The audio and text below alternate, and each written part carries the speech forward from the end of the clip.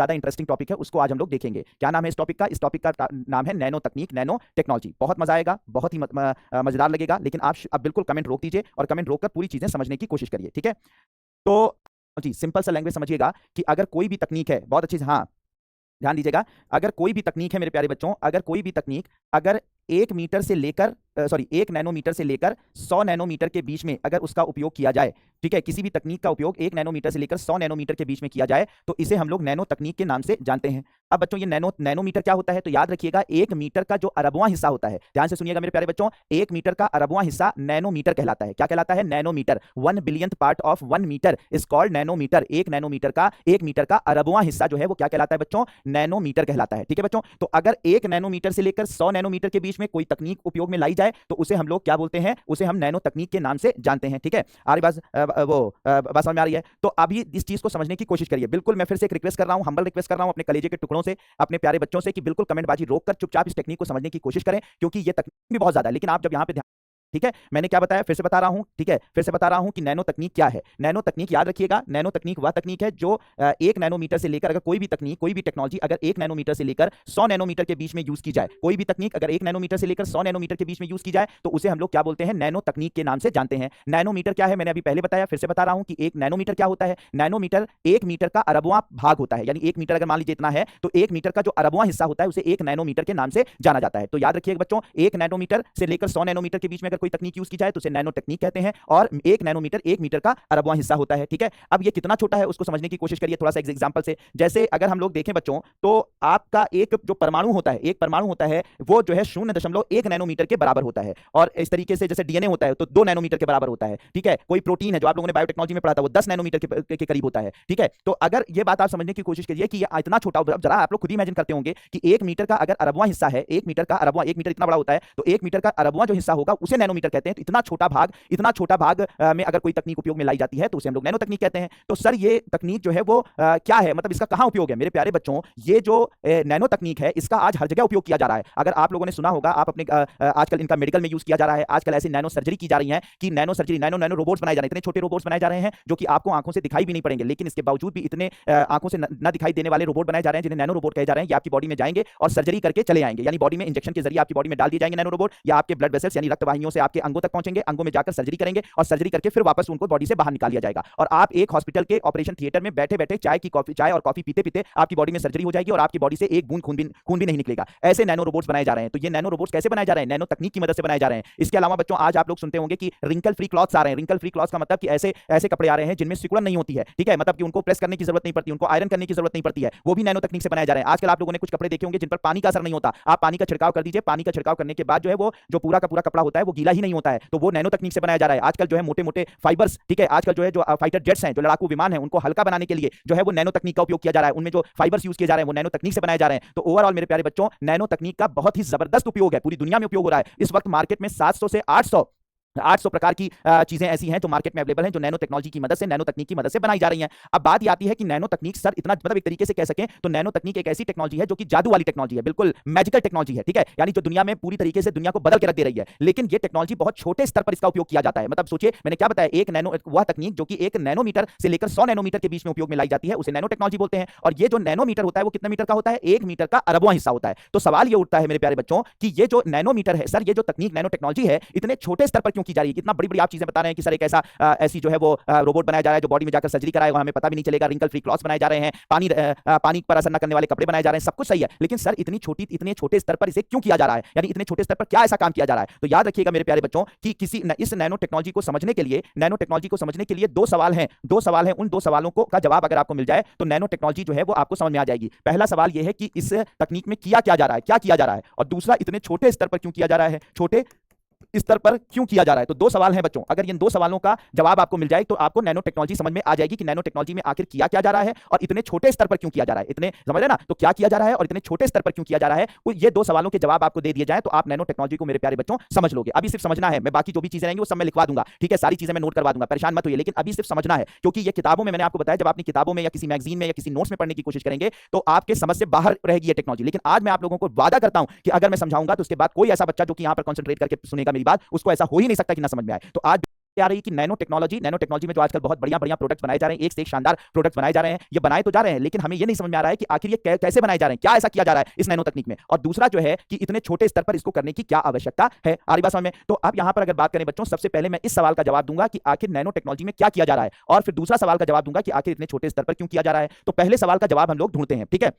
तो अब आप समझिएगा सबसे पहला सवाल कि आखिर क्या किया जा रहा है, पहला सवाल कि आखिर क्या किया जा रहा है, ठीक है। तो अगर पहला सवाल यह है कि आखिर क्या किया जा रहा है बच्चों, तो याद रखिएगा सबसे पहले सवाल का मैं जवाब देने जा रहा हूं कि आखिर इसमें क्या किया जा रहा है, ठीक है। तो क्या किया जा रहा है इसे समझने की कोशिश करिएगा, ध्यान से सुनिएगा, बिल्कुल पेन रोक कर समझिएगा, मजा आएगा इस चीज को जानकर। अभी देखना विज्ञान का जादू देखना, विज्ञान का मजा देखना, मजा आ जाएगा आपको, आनंद आ जाएगा। तो याद रखिएगा बच्चों कि जो विज्ञान कहता है, ठीक है, विज्ञान कहता है कि कोई भी पदार्थ जो आपके आसपास जो भी पदार्थ मौजूद है, जो भी मैटर मौजूद है, जो भी पदार्थ मौजूद है, उसका अपना कोई निश्चित गुणधर्म नहीं होता, ठीक है। जो भी पदार्थ आपके आसपास मौजूद है, जो भी मैटर आपके आसपास मौजूद है, जो आप ये प्लास्टिक देख रहे हैं, ये पेन देख रहे हैं, ये वो कपड़ा देख रहे हैं, ये जो कागज देख रहे हैं, ये जो भी चीजें आप देख रहे हैं, इनका कोई निश्चित गुणधर्म नहीं होता है। क्या नहीं होता? निश्चित गुणधर्म नहीं होता है। तो आखिर इनका गुणधर्म किन पर डिपेंड करता है? इनका गुणधर्म जो डिपेंड करता है मेरे प्यारे बच्चों, इनका गुणधर्म डिपेंड करता है, इनके जो लक्षण डिपेंड करते हैं वो इनके अंदर ये जिन अणुओं तथा परमाणुओं से बने हुए हैं उनके अरेंजमेंट पर, ठीक है। इनके गुणधर्म किस पर इनका जो गुणधर्म होता है वो किस पर डिपेंड करता है? ये जिन परमाणुओं से बने हुए हैं वो परमाणु कैसे एक दूसरे के साथ जुड़े हुए हैं उस पर इनका गुणधर्म असर करता है, ठीक है। अगर परमाणुओं का जो अरेंजमेंट है, परमाणुओं का जो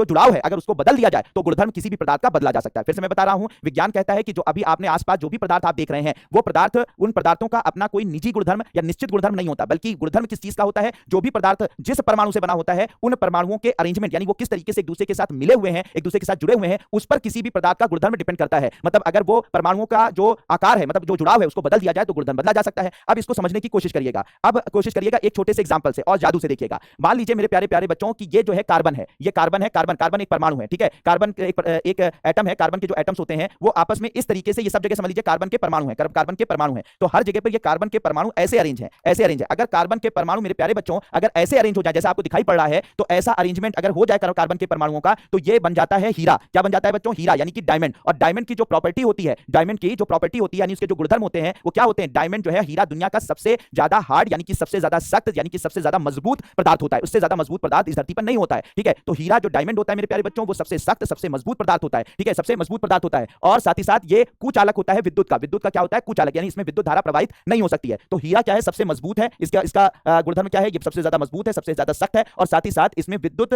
का ये कुचालक होता है। क्या होता है मेरे प्यारे बच्चों? विद्युत का कुचालक होता है, ठीक है, कुचालक होता है। तो यही जो कार्बन है अगर ऐसे अरेंज है जैसे आप लोग देख रहे हैं, एक दूसरे से ऐसे जुड़ा हुआ है, तो ये बन जाता है हीरा। अगर कार्बन को ऐसे अरेंज कर दिया जाए तो हीरा बन जाता है, ये मजबूत है और विद्युत का कुचालक है। लेकिन यही कार्बन मेरे प्यारे बच्चों, यही कार्बन निकाला जाए, एक एक एटम को निकाला जाए, सारे कार्बन के एटम को इकट्ठा किया जाए और इसी कार्बन एटम को ऐसे अरेंज कर दिया जाए जैसे आप यहां पर देख रहे हैं, यहां पर देख रहे हैं, यहां पर देख रहे हैं, यहां पर देख रहे हैं। बहुत अच्छे से समझिएगा मेरे प्यारे बच्चों, और आज बिल्कुल समझ के जाइएगा, ठीक है। तो ये कार्बन यानी वही कार्बन है, लेकिन उसी कार्बन को हम लाकर ऐसे अरेंज कर देते हैं, इस तरीके से अरेंज कर देते हैं। तो अगर हम कार्बन को मेरे प्यारे बच्चों इस तरीके से अरेंज कर देते हैं, तो ये जो कार्बन अगर हम ऐसे अरेंज कर देते हैं तो ये बन जाता है ग्रेफाइट, ठीक है। अगर कार्बन को ऐसे अरेंज कर देंगे तो ये बन जाएगा ग्रेफाइट। कार्बन को वैसे अरेंज किया, ऐसे आपस में जोड़ा तो वो हीरा बन गया। वही कार्बन अगर ऐसे अरेंज कर दिया जाता है तो ग्रेफाइट। और जब इसकी प्रॉपर्टी मेरे प्यारे बच्चों देखते हैं तो ये क्या होता है? सॉफ्ट होता है, यानी कि ये नरम होता है, ठीक है। क्या होता है? नरम होता है, यानी बहुत सॉफ्ट होता है। और साथ ही साथ ये विद्युत का क्या हो जाता है बच्चों? सुचालक हो जाता है। तो मतलब मैं ये एक बात कहना चाह रहा था कि याद होगा कि मैंने आपको बताया था कि हमारा जो पदार्थ होता है उसका अपना बेसिक गुणधर्म नहीं होता है, बल्कि पदार्थों का बेसिक गुणधर्म डिपेंड करता है कि उसके अंदर कैसे जो है वो परमाणु एक दूसरे के साथ अरेंज है, कैसे एक दूसरे के साथ जुड़े हुए हैं। तो अगर मान लीजिए परमाणु ऐसे जुड़े हैं तो यही परमाणु जब ऐसे जुड़ जाते हैं तो वो हीरा हो जाता है, यानी हीरा नाम का पदार्थ में बदल जाता है, जो कि एक मजबूत होता है, दुनिया का सबसे मजबूत पदार्थ होता है, विद्युत का कुचालक होता है। वही कार्बन अगर ऐसे अरेंज कर दिया जाए, लेयर बाय लेयर अरेंज कर दिया जाए, तो यही ग्रेफाइट में बदल जाता है, यानी और ये नरम है और साथ ही साथ विद्युत का सुचालक है। तो देखिए बच्चों, मेरी बात यहां पर काफी कुछ सही हुई, यानी विज्ञान की वो बात सही हुई कि भैया कि जो भी पदार्थ के गुणधर्म है वो उनके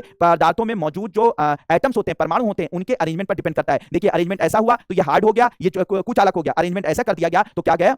क्या हो गया? ये सुचालक हो गया और साथ ही साथ सॉफ्ट हो गया। आ रही बात समझ में? तो अब यहाँ पर मेरे प्यारे बच्चों, अब आपको ये बात समझ में आ रही होगी। तो अगर मेरे प्यारे बच्चों, अगर इसी तरीके से और भी अगर हम लोग एग्जांपल को देखें तो जरा और जादू देखें, तो देखिए बच्चों, अगर यहीं पर आपने देखा, देखिए कैसे विज्ञान खेल खेलता है। इसी तरीके से एग्जांपल हम देखें तो मान लीजिए कि हाइड्रोजन है। हाइड्रोजन आपको पता है कि सबसे बेहतरीन जो है वो क्या है? ईंधन है। आप लोगों ने उसमें पढ़ा था ना स्पेस टेक्नोलॉजी में कि सबसे अच्छे ईंधन की तरह से हम क्या यूज करते हैं? हाइड्रोजन का यूज करते हैं। तो हाइड्रोजन क्या है? बहुत अच्छा ईंधन है, बहुत अच्छा ईंधन है। ये बहुत अच्छा जलता है, बहुत अच्छा ऊर्जा देता है। इसी की मदद से हम रॉकेट उड़ाते हैं और बहुत सारी जगहों पर इसका उपयोग किया जाता है। और हाइड्रोजन के साथ आपने पढ़ा था, याद होगा आपको, वंस अपॉन ए टाइम, एक समय की बात है जब आपने पढ़ाई की थी स्पेस टेक्नोलॉजी, तो आपने देखा था कि ऑक्सीजन जो है एक ऑक्सीकारक होता है। क्या होता है बच्चों? एक ऑक्सीकारक होता है, एक ऑक्सीकारक होता है, यानी कि ये ऑक्सीजन जो है वो ईंधन को जलाता है, हाइड्रोजन को जलाता है। तो हाइड्रोजन अगर इंडिविजुअली होता है, यानी अकेले होता है, तो हाइड्रोजन एक ईंधन के रूप में कार्य करता है, बहुत अच्छा जलता है। ऑक्सीजन एक ऑक्सीकारक की तरह कार्य करता है जो इसको बहुत अच्छे से जलाता है। तो मेरे प्यारे बच्चों, ये अगर अकेला हाइड्रोजन होता है तो ये बहुत अच्छा जलता है, ऑक्सीजन अगर अकेले होता है तो ये बहुत अच्छा जलाता है, यानी हाइड्रोजन को जलाने का काम करता है। लेकिन जादू देखो, जादू देखकर मजा आ जाएगा, ठीक है, जादू देखकर मजा। जो लोग कमेंट कर रहे हैं, कमेंट बाजी में लगे हुए हैं, जो यहाँ पे इंफॉर्मेशन के लिए जिनको अपॉइंट किया गया है कि भाई वो कौन सी क्लास स्टार्ट हो रही है, कौन सी क्लास बंद हो रही है, पीडब्ल्यू ने उनको नौकरी पर रखा हुआ है, उनको छोड़कर सब लोग यहाँ पर बच्चों कंसंट्रेट करो। कुछ लोगों को यहाँ पे नौकरी पर रखा गया है कि उनको पता है, मैंने बताया उनको पता है यूपीएससी उनसे ना निकल पाएगा, तो पीडब्ल्यू उनको नौकरी पर रख चुका है कि भैया तुम कौन सी क्लास स्टार्ट हो रही है, कौन सी क्लास नहीं स्टार्ट हो रही है, उसके बारे में बच्चों को इंफॉर्मेशन दो। तो कुछ लोग यही काम कर रहे हैं, तो उनको छोड़ दो, तुम लोग कंसंट्रेट करो, ठीक है। काम करता है, अगर अकेले हाइड्रोजन है तो ये ईंधन की तरह काम करेगा, अकेले ऑक्सीजन है तो ये क्या काम करेगा कि ऑक्सीकारक की तरह से काम करेगा, ये जलता है, ये जलाता है। लेकिन मेरे प्यारे बच्चों, अगर यही हाइड्रोजन और ऑक्सीजन को कुछ इस तरीके से अरेंज कर दो तो यही इसी से पानी बन जाता है और ये इसी आग को, इसी ईंधन से लगी हुई आग को बुझा भी देता है। तो मतलब जरा देख रहे हो कि मतलब ये इसकी, अगर ये इंडिविजुअल इसका हाइड्रोजन अरेंज होता है तो ये बहुत अच्छा जलता है, ऑक्सीजन अरेंज होता है तो बहुत अच्छा जलाता है। लेकिन यही दोनों आपस में जब जुड़ जाते हैं तो यही क्या करते हैं मेरे प्यारे बच्चों, ये क्या करते हैं,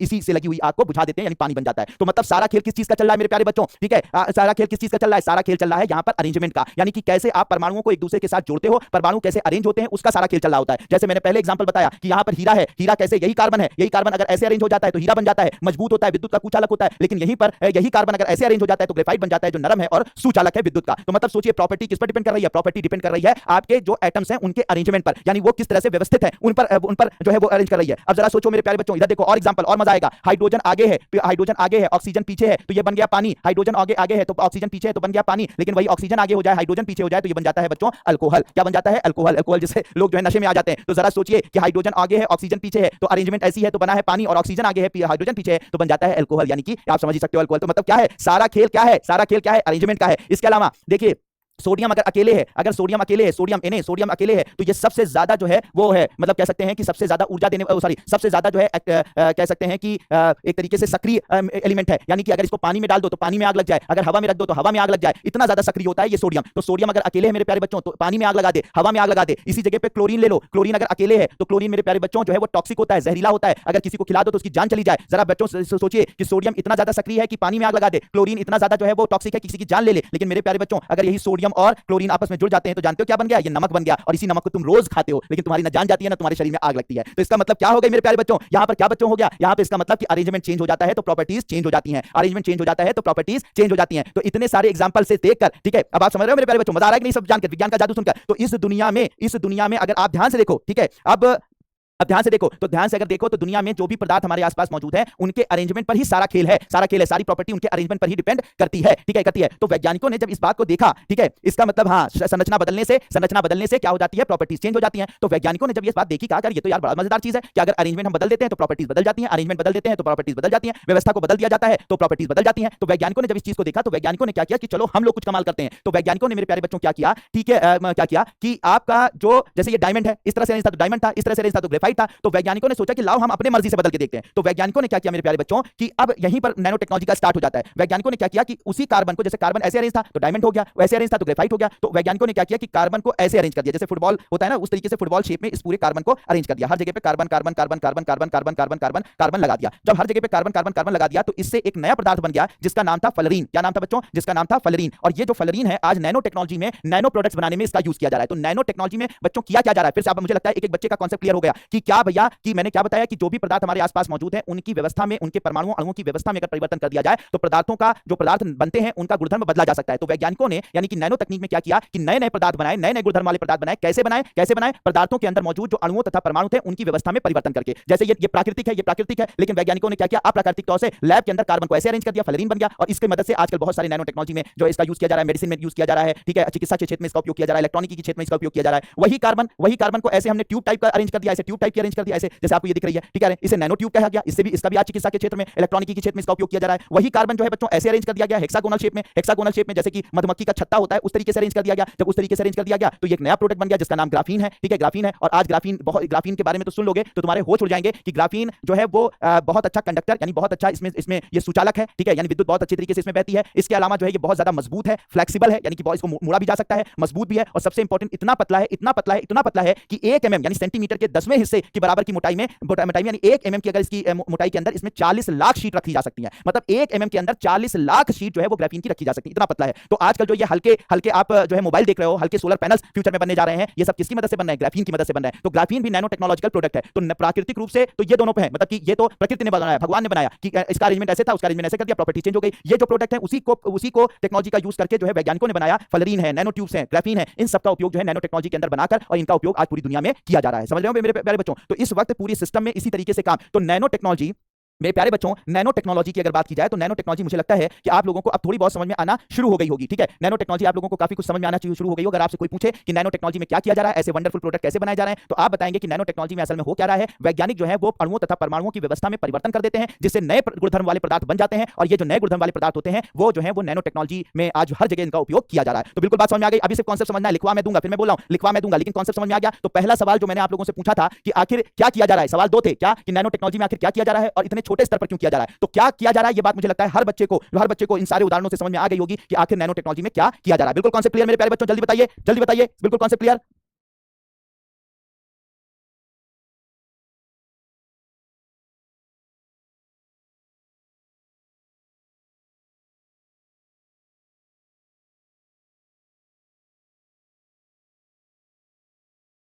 बहुत बढ़िया, बहुत बढ़िया। ठीक है, अब दूसरे सवाल का हम लोग जवाब देंगे। बहुत बढ़िया, बहुत शानदार, बहुत जबरदस्त बच्चे पढ़ रहे हैं, बहुत शानदार। ठीक है, अब बात ये आती है कि अब दूसरे सवाल का जवाब, कि आखिर सर इतने छोटे स्तर पर यानी कि इतने स्मॉल लेवल पर क्यों किया जा रहा है, इतने छोटे स्तर पर क्यों किया जा रहा है, इतने स्मॉल लेवल पर क्यों किया जा रहा है। ठीक है, कि भाई 1 नैनोमीटर यानी नैनोमीटर मैंने जैसा बताया, 1 नैनोमीटर कितना होता है? 1 मीटर का अरबवां हिस्सा, 1 मीटर का अरबवां हिस्सा। ठीक है, अरबवां हिस्सा क्या कहलाता है आपका? नैनोमीटर। तो 1 अरब मीटर का अरबवां हिस्सा तो हमारी आंखों से दिखाई भी नहीं पड़ेगा। तो आखिर इतने छोटे स्तर पर करने की क्या जरूरत है? सवाल दूसरा ये है बच्चों कि इतने छोटे स्तर पर करने की क्या जरूरत है, यानी कि चलो मैनिपुलेशन ऑफ एलिमेंट कर रहे हैं, मैनिपुलेशन ऑफ कार्बन कर रहे हैं, मैनिपुलेशन ऑफ एटम्स कर रहे हैं, यानी कि जो परमाणु हैं उनकी व्यवस्था में परिवर्तन कर रहे हैं। चलिए बहुत अच्छी बात है, लेकिन सर इतने छोटे स्तर पर क्यों कर रहे हैं, इतने छोटे स्तर पर करने की क्या आवश्यकता है, ये दूसरा सवाल है। ठीक है, तो अब यहां पर मेरे पास वो समझिएगा। ठीक है, समझिएगा अब ये दूसरा सवाल कि क्या है, इतने छोटे स्तर पर क्यों कर रहे हैं। तो याद रखिएगा मेरे प्यारे बच्चों, जो चीज जितनी छोटी होती है उसका सरफेस एरिया, पृष्ठ क्षेत्रफल उतना ही ज्यादा होता है। जो चीज जितनी छोटी हो, मैं दूसरे सवाल का जवाब दे रहा हूं, पहला सवाल मैंने उसका जवाब दे दिया, अब दूसरे सवाल का जवाब मैं दे रहा हूं। दूसरा सवाल क्या है? दूसरा सवाल यह है कि आखिर इतने छोटे स्तर पर यानी मीटर के अरबवें हिस्से पर ये काम क्यों कर रहे हैं, यानी परमाणुओं और अणुओं की जो व्यवस्था है उसमें परिवर्तन मीटर के अरबवें हिस्से पर क्यों कर रहे हैं। तो इस बात को समझिएगा कि याद रखिएगा मेरे प्यारे बच्चों की जो चीजें जितनी छोटी होती हैं उनका पृष्ठ क्षेत्रफल उतना ही ज्यादा होता है, और जिस चीज का पृष्ठ क्षेत्रफल ज्यादा होता है वो उतनी ही ज्यादा सक्रिय होती है, यानी उतनी ज्यादा इफिशिएंट होती है, वो उतनी ज्यादा कह सकते हैं कि उतनी ज्यादा अच्छा हमें गुणधर्म देती है। ठीक है, गुणधर्म देती है। तो हमें अगर किसी चीज को बहुत ज्यादा सक्रिय बनाना है, बहुत बेहतर बनाना है, तो उसका पृष्ठ क्षेत्रफल बढ़ाना पड़ेगा, और पृष्ठ क्षेत्रफल अगर बढ़ाना है तो उसे न्यूनतम छोटे स्तर पर ले जाना पड़ेगा, और न्यूनतम जो छोटा स्तर हो सकता है वो क्या हो सकता है? नैनोमीटर हो सकता है। इस चीज को समझने की कोशिश करो, इस बात को मैं प्रूव करने की कोशिश कर सकता हूं कि आखिर छोटे होने पर क्यों पृष्ठ क्षेत्रफल बढ़ जाता है। इस चीज को समझने की कोशिश कीजिए पहले मैथमेटिकली। ठीक है, मैं क्या समझा रहा हूं बच्चों? मैं ये बता रहा हूं कि जितना छोटी चीज होगी उसका पृष्ठ क्षेत्रफल उतना ही ज्यादा होगा, और वो इतना ही ज्यादा सक्रिय होगी, वो उतना ज्यादा इफिशिएंट होगी। ठीक है मेरे प्यारे बच्चों, अब यहां पर अगर देखें तो मैं ये बात अब इसको प्रूव करूंगा, इसको मैथमेटिकली प्रूव करूंगा। मान लीजिए मेरे प्यारे बच्चों, एक हमारे पास क्यूब है, मेरे पास एक क्यूब है, और एक क्यूब का जो हर एक पृष्ठ है वो 2-2 सेंटीमीटर का है। ठीक है, अगर हमारे पास एक क्यूब है जिसका हर एक पृष्ठ जो है वो 2-2 सेंटीमीटर का है, तो अगर इसका पृष्ठ क्षेत्रफल निकालें, यानी ये जो हमारा वर्ग है यानी क्यूब है उसका पृष्ठ क्षेत्रफल निकालें, तो एक फॉर्मूला मैथमेटिक्स में होता है जिसका होता है 6a²। तो a का मतलब जगह पर 2 लगा दिया। ठीक है, इस तरीके से 24 सेंटीमीटर स्क्वायर, यानी अगर 2-2 सेंटीमीटर का यानी 2-2 सेंटीमीटर वाले पृष्ठ का पृष्ठ क्षेत्रफल यानी क्यूब का जो पृष्ठ क्षेत्रफल है यानी सरफेस एरिया है, सरफेस एरिया, ये जो सरफेस क्षेत्रफल है ये हो जाता है कितना बच्चों? 24 सेंटीमीटर स्क्वायर। लेकिन मेरे प्यारे बच्चों अगर इसी क्यूब को छोटे-छोटे बराबर छोटे-छोटे क्यूब में वर्गों में और बांट दें, यानी कि इसको छोटे-छोटे वर्गों में बांटें, तो ध्यान दीजिएगा कैसे बटेगा, ध्यान से देखिएगा। तो मान लीजिए क्यूब है, तो पहले अगर हम इसको छोटे-छोटे बराबर भागों में बांटें तो ऐसे कट करेंगे तो 2 भाग हो जाएंगे, ऐसे कट करेंगे तो 4 भाग हो जाएंगे। ठीक है, ऐसे कट किया 2 भाग, ठीक है, ऐसे कट किया 4 भाग, और फिर ऐसे भी तो कट करोगे तो कितने भाग हो जाएंगे? 8, 2, 4 और 8 भाग। तो अगर हम लोग ध्यान से देखें मेरे प्यारे बच्चों, तो अगर हम इसका छोटा कर दें, इसको छोटा कर दें यानी इसके छोटे-छोटे क्यूब बना लें, तो ऐसे कितने क्यूब बनेंगे? 8 क्यूब में बराबर बटेगा, और हर एक का पृष्ठ कितना हो जाएगा? 1-1 सेंटीमीटर हो जाएगा। अगर इसमें 1-1 हम निकाल लें तो 1-1 सेंटीमीटर का इसका पृष्ठ वाला ये क्यूब बन जाएगा, जो कि 8 बनेंगे इसको काटने पर, इसको छोटा करने पर। अब इसका पृष्ठ क्षेत्रफल निकालने बच्चों, तो अगर इस एक क्यूब का पृष्ठ क्षेत्रफल निकालें, फिर से वही फार्मूला निकालेंगे, तो कितना हो जाएगा ये 6 सेंटीमीटर स्क्वायर निकल आएगा। ठीक है बच्चों, और कितने क्यूब इससे बने हैं? 8, तो 6 सेंटीमीटर इंटू 8 कितना हो जाएगा? 48 सेंटीमीटर स्क्वायर। तो कुल मिलाकर आपने देखा वही चीज जो मैंने आपको शुरू में बताई थी कि जो चीज जितनी छोटी होती है उसका पृष्ठ क्षेत्रफल उतना ही ज्यादा होता है। उसी चीज को मैंने यहां पर मैथमेटिक्स से आपके गणित से प्रूव कर दिया कि अगर एक क्यूब 2-2 सेंटीमीटर के पृष्ठ वाले को के पृष्ठ क्षेत्रफल को निकालते हैं तो उसका पृष्ठ क्षेत्रफल 24 सेंटीमीटर स्क्वायर निकलता है। लेकिन अगर उसी क्यूब के छोटे-छोटे टुकड़े कर देते हैं, छोटे-छोटे क्यूब बनाते हैं, तो उसका पृष्ठ क्षेत्रफल उससे बने हुए 8 क्यूबों का जो पृष्ठ क्षेत्रफल निकलेगा वो 48 सेंटीमीटर स्क्वायर बनेगा। इसका मतलब यह है कि मेरी बात मैथमेटिकली प्रूव हो गई, यानी गणितीय रूप से बिल्कुल प्रूव हो गई कि अगर किसी भी चीज को जितना हम छोटा करते हैं उसका पृष्ठ क्षेत्रफल बढ़ जाता है। और मैंने ये बताया था कि पृष्ठ क्षेत्रफल जिसका बढ़ेगा उसकी एफिशिएंसी बढ़ जाएगी, उसकी ताकत बढ़ जाएगी, यानी उसका जो है वो क्रियाशीलता बढ़ जाएगी। आ रही बात समझ में? अब इस चीज को समझिए थोड़ा सा प्रैक्टिकल, देखिए कैसे ये पृष्ठ क्षेत्रफल बढ़ता है। मान लीजिए बच्चों ये एक दवा है, ठीक है, ये एक क्या है, मैं थोड़ा सा करीब आ जाता हूं जिससे आपको ये बात समझ में अच्छे से आ जाएगी। तो मान लीजिए बच्चों, ये कोई चीज है, ये कोई दवा है, मान लीजिए मेडिसिन है, ठीक है, ये मेडिसिन है, इसको मेडिसिन मान लीजिए। अब ये मेडिसिन अगर पानी में या आपके शरीर में घोली जाती है तो ये पूरी की पूरी मेडिसिन, इसका पृष्ठ कौन कौन सा है, इसका पृष्ठ ये वाला पृष्ठ है, ये वाला पृष्ठ है, ये वाला पृष्ठ, ये वाला पृष्ठ, ये वाला पृष्ठ और ये वाला पृष्ठ, यानी इस पृष्ठ से इनसे जितना भी इसका पृष्ठ है, जितना भी इसके एरिया है, सबसे मेडिसिन रिलीज होगी, सबसे दवा निकलेगी, सबसे दवा निकलेगी और पानी में घुलेगी, पानी में घुलेगी, पानी में घुलेगी। बच्चों इतनी बात आपको समझ में आ रही होगी, पानी से घुलेगी। लेकिन अगर इसी दवा को मेरे प्यारे बच्चों, बिल्कुल प्रैक्टिकल समझिएगा, अगर हम तोड़ दें, ठीक है, तोड़ दें, ये तोड़ दिया मैंने, अगर जैसे मैंने इसको तोड़ा मेरे प्यारे बच्चों, तो पहले जहां से मेडिसिन रिलीज होती थी, पहले कहां कहां से मेडिसिन रिलीज होती थी, यहां से,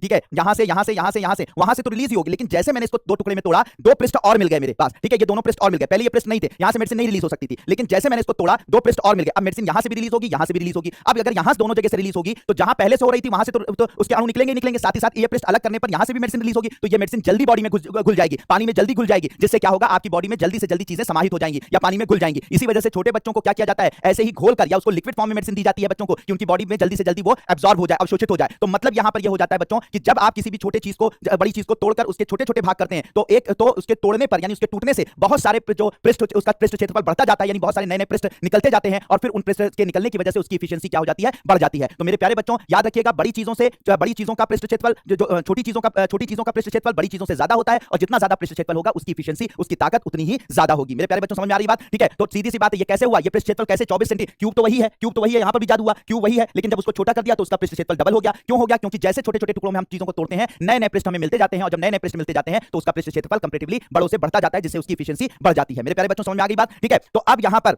यह बात आपको समझ में आ गई होगी मेरे प्यारे बच्चों कि आखिर हम छोटे, तो दूसरे सवाल का जवाब, पहले सवाल का जवाब क्या था कि हम नैनो टेक्नोलॉजी में क्या कर रहे हैं, नैनो टेक्नोलॉजी में हम अणुओं तथा परमाणुओं की व्यवस्था में परिवर्तन कर रहे हैं और परिवर्तन करके नए नए पदार्थ बना रहे हैं, नए नए गुणधर्म वाले पदार्थ बना रहे हैं। और दूसरी चीज क्या हमें पता चली कि हम इतने छोटे स्तर पर क्यों कर रहे हैं, क्योंकि जितना न्यूनतम स्तर पर हम चीजों को करेंगे, कोई भी टेक्नोलॉजी जितनी न्यूनतम स्तर पर हम उपयोग करेंगे उसकी एफिशिएंसी बढ़ जाएगी, क्योंकि उसका पृष्ठ क्षेत्रफल बढ़ जाएगा। तो न्यूनतम स्तर पर हम कहां जा सकते हैं, कितने छोटे स्तर पर हम अपने वो अणुओं तथा परमाणुओं की संरचना में बदलाव कर सकते हैं, वो है नैनो स्केल, यानी 1 मीटर का अरबवां हिस्सा। यही कारण है सबसे न्यूनतम स्तर पर हम अणुओं तथा परमाणुओं के अरेंजमेंट में बदलाव कर रहे हैं, क्योंकि हम चाहते हैं कि जो भी पदार्थ हम नैनो टेक्नोलॉजी में बनाए वो ज्यादा से ज्यादा क्या हो जाए मेरे प्यारे बच्चों, इफिशिएंट हो जाए, वो ज्यादा से ज्यादा जो है वो क्या हो जाए, इफिशिएंट हो जाए, ज्यादा से ज्यादा सक्रिय हो जाए, ज्यादा से ज्यादा जो है क्रियाशील हो जाए। इसलिए हम नैनो टेक्नोलॉजी का उपयोग नैनो स्तर पर कर रहे हैं, बड़े स्तर पर नहीं कर रहे हैं। मेरे प्यारे बच्चों समझ में आ रही है बात, ठीक है, मेरी बात समझ में आ रही है, बिल्कुल बात क्लियर हो गई कि क्या क्या चीजें इसमें की जा रही हैं। तो सीधी सी बात है कि हम लोग पृष्ठ क्षेत्रफल को बढ़ाने के लिए, यानी सरफेस एरिया को बढ़ाने के लिए असल में नैनो टेक्नोलॉजी में जो अरेंजमेंट, यानी कि उसकी जो व्यवस्था में बदलाव कर रहे हैं, वो इसलिए नैनो स्तर पर कर रहे हैं क्योंकि उसका पृष्ठ क्षेत्रफल ज्यादा हो। पृष्ठ क्षेत्रफल अगर ज्यादा होगा किसी चीज का तो उसकी एफिशिएंसी, उसकी क्रियाशीलता बढ़ जाएगी। मेरे प्यारे बच्चों बताओ, बिल्कुल बात क्लियर समझ में आ गई। तो दो सवाल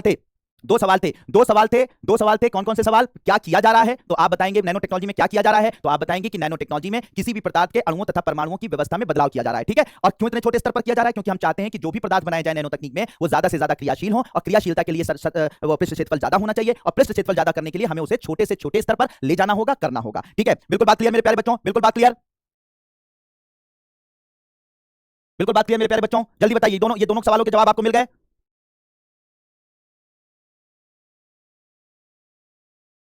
ये किताबों में पढ़ते रहोगे मेरे प्यारे, और क्यों इतने छोटे, ठीक है, बहुत शानदार, बहुत जबरदस्त, बहुत जिंदाबाद, ठीक है। चलो अब यही जो चीजें हम लोगों ने करी हैं, यही जो चीजें हम लोगों ने अभी समझी हैं, उसी को हम लोग क्या करते हैं बच्चों, उसी को हम लोग क्या कर लेते हैं, थोड़ा सा लिख लेते हैं, ठीक है। तो जल्दी से हेडिंग डाल, वो कर लीजिए, ठीक है, जल्दी से लिख लीजिए कि नैनो तकनीक वह आधुनिक तकनीक है, नैनो तकनीक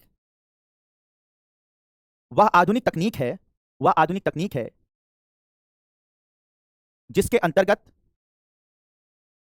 थैंक यू साक्षी, जिसके अंतर्गत किसी भी पदार्थ के अणुओं तथा परमाणुओं की, किसी भी पदार्थ के अणुओं तथा परमाणुओं की,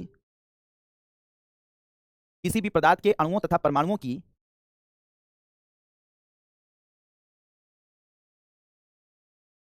व्यवस्था में, व्यवस्था में नैनो स्तर, व्यवस्था में नैनो स्तर, ऐसे उसको ब्रैकेट में लिख लीजिएगा, नैनो स्तर ब्रैकेट में लिख लीजिएगा, 1 नैनोमीटर से 100 नैनोमीटर तक, व्यवस्था में नैनो स्तर पर बदलाव करके, नैनो स्तर पर बदलाव करके, नैनो स्तर पर बदलाव करके नए गुणधर्मों वाले पदार्थों का निर्माण किया जा रहा है, नए गुणधर्मों वाले पदार्थों का निर्माण किया जा रहा है, नए गुणधर्मों वाले पदार्थों का निर्माण किया जा रहा है, नए गुणधर्मों वाले पदार्थों का निर्माण किया जा रहा है, जिसका प्रयोग, जिसका प्रयोग, जिसका प्रयोग, जिसका प्रयोग चिकित्सा के क्षेत्र में, चिकित्सा के क्षेत्र में, इलेक्ट्रॉनिकी के क्षेत्र में, इलेक्ट्रॉनिकी के क्षेत्र में, कृषि क्षेत्र में, कृषि क्षेत्र में, अंतरिक्ष क्षेत्र में इत्यादि में किया जा रहा है, अंतरिक्ष क्षेत्र में इत्यादि में किया जा रहा है।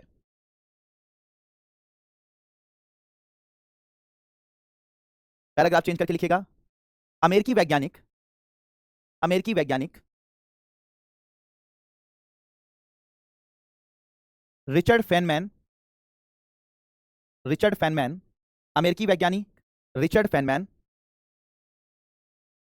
को इस तकनीक का, रिचर्ड फेनमैन को इस तकनीक का पिता कहा जाता है, इस तकनीक का पिता कहा जाता है, इस तकनीक का पिता कहा जाता है।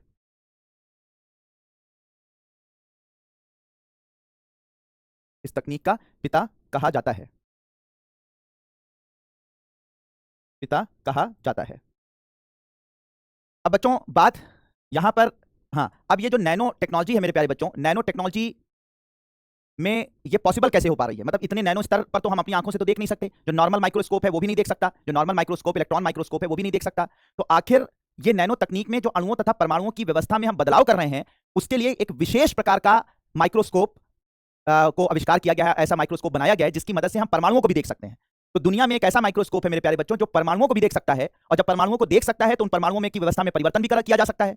तो आज नैनो तकनीक में जो परमाणुओं तथा अणुओं की व्यवस्था में परिवर्तन संभव है वो एक माइक्रोस्कोप की वजह से है, और उसका नाम क्या है? Scanning tunnelling microscope. क्या नाम है? Scanning tunnelling microscope. तो स्कैनिंग टनलिंग माइक्रोस्कोप ही वो माइक्रोस्कोप है जिसकी मदद से हम परमाणुओं को देख सकते हैं और उनकी व्यवस्था में बदलाव कर सकते हैं। तो नैनो तकनीक में जो कुछ भी हो पा रहा है वो इस माइक्रोस्कोप की वजह से हो पा रहा है। तो इसके बारे में भी लिख लीजिए, यहाँ पे लिखा हुआ है कि आधुनिक नैनो टेक्नोलॉजी की शुरुआत स्कैनिंग टनलिंग माइक्रोस्कोप के आविष्कार के साथ 1981 में हुई। स्कैनिंग टनलिंग माइक्रोस्कोप में परमाणुओं को भी देखा जा सकता है। इसको नोट कर लीजिए उसी के आगे,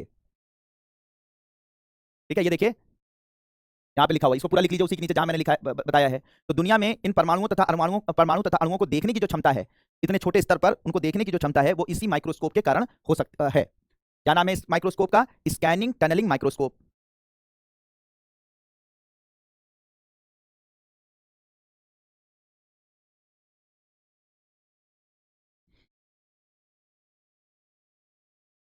नोट कर लिया? चलो इसको नोट कर लिया। अब देखो बच्चों, बहुत सारी ऐसी चीजें होती हैं जो बहुत बड़ी हैं, ठीक है? बहुत सारी ऐसी चीजें हैं जो कि बहुत बड़ी होती हैं, लेकिन उनको उनको हम लोग क्या करते हैं, नैनो स्केल पर अगर हमें व्यवस्था में परिवर्तन करना है, ठीक है, अगर हमें हमें व्यवस्था में परिवर्तन करना है, परमाणु तथा अणुओं में बदलाव करने हैं, चेंजेस करने हैं अरेंजमेंट में, तो हमें किसी भी चीज को नैनो स्केल तक लाना पड़ेगा, यानी कि नैनो स्तर तक लाना पड़ेगा।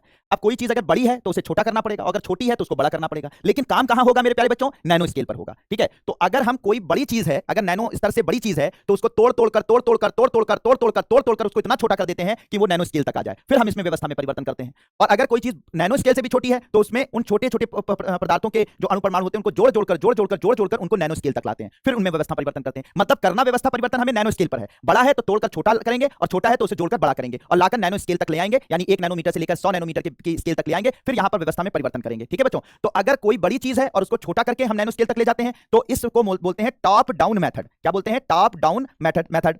और अगर छोटी चीज है और उसको जोड़ जोड़ कर बड़ा करते हैं तो उसे बोलते हैं बॉटम अप मेथड, ठीक है? क्या बोलते हैं? Bottom up method. तो ये अप्रोच है, ठीक है? यानी कि नैनो स्केल तक किसी भी चीज को पहुंचाने की दो तरीके हैं, दो व्यवस्थाएं हैं, ठीक है? तो इसको नोट कर लीजिए मेरे प्यारे बच्चों कि किसी भी पदार्थ को नैनो स्तर तक ले जाने के लिए, नैनो स्तर तक ले जाने के लिए, नैनो स्तर तक ले जाने के लिए,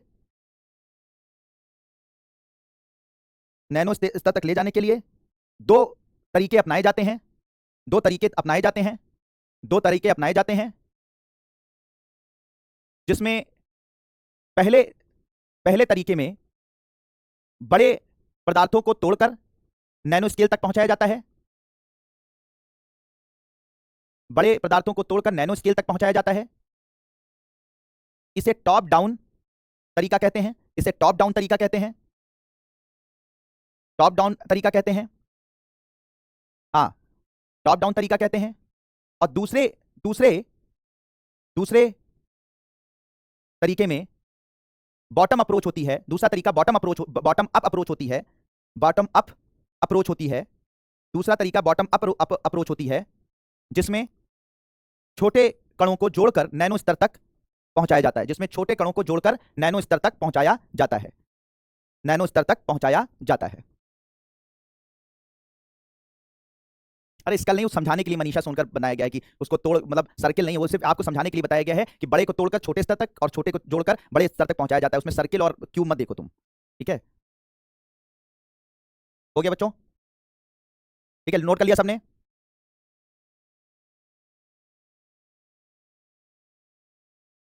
आप देख नहीं सकती हैं पूजा त्रिपाठी, देख वो पूछे जाएंगे कि कैसे इनका उपयोग किया जाता है, यानी कि नैनो टेक्नोलॉजी का अनुप्रयोग कहां कहां पर है, यानी कि इसका एप्लीकेशन कहां पर है। तो हेडिंग डाल लीजिए, नैनो तकनीक का अनुप्रयोग, नैनो तकनीक का अनुप्रयोग या application of nano technology, application of nano technology.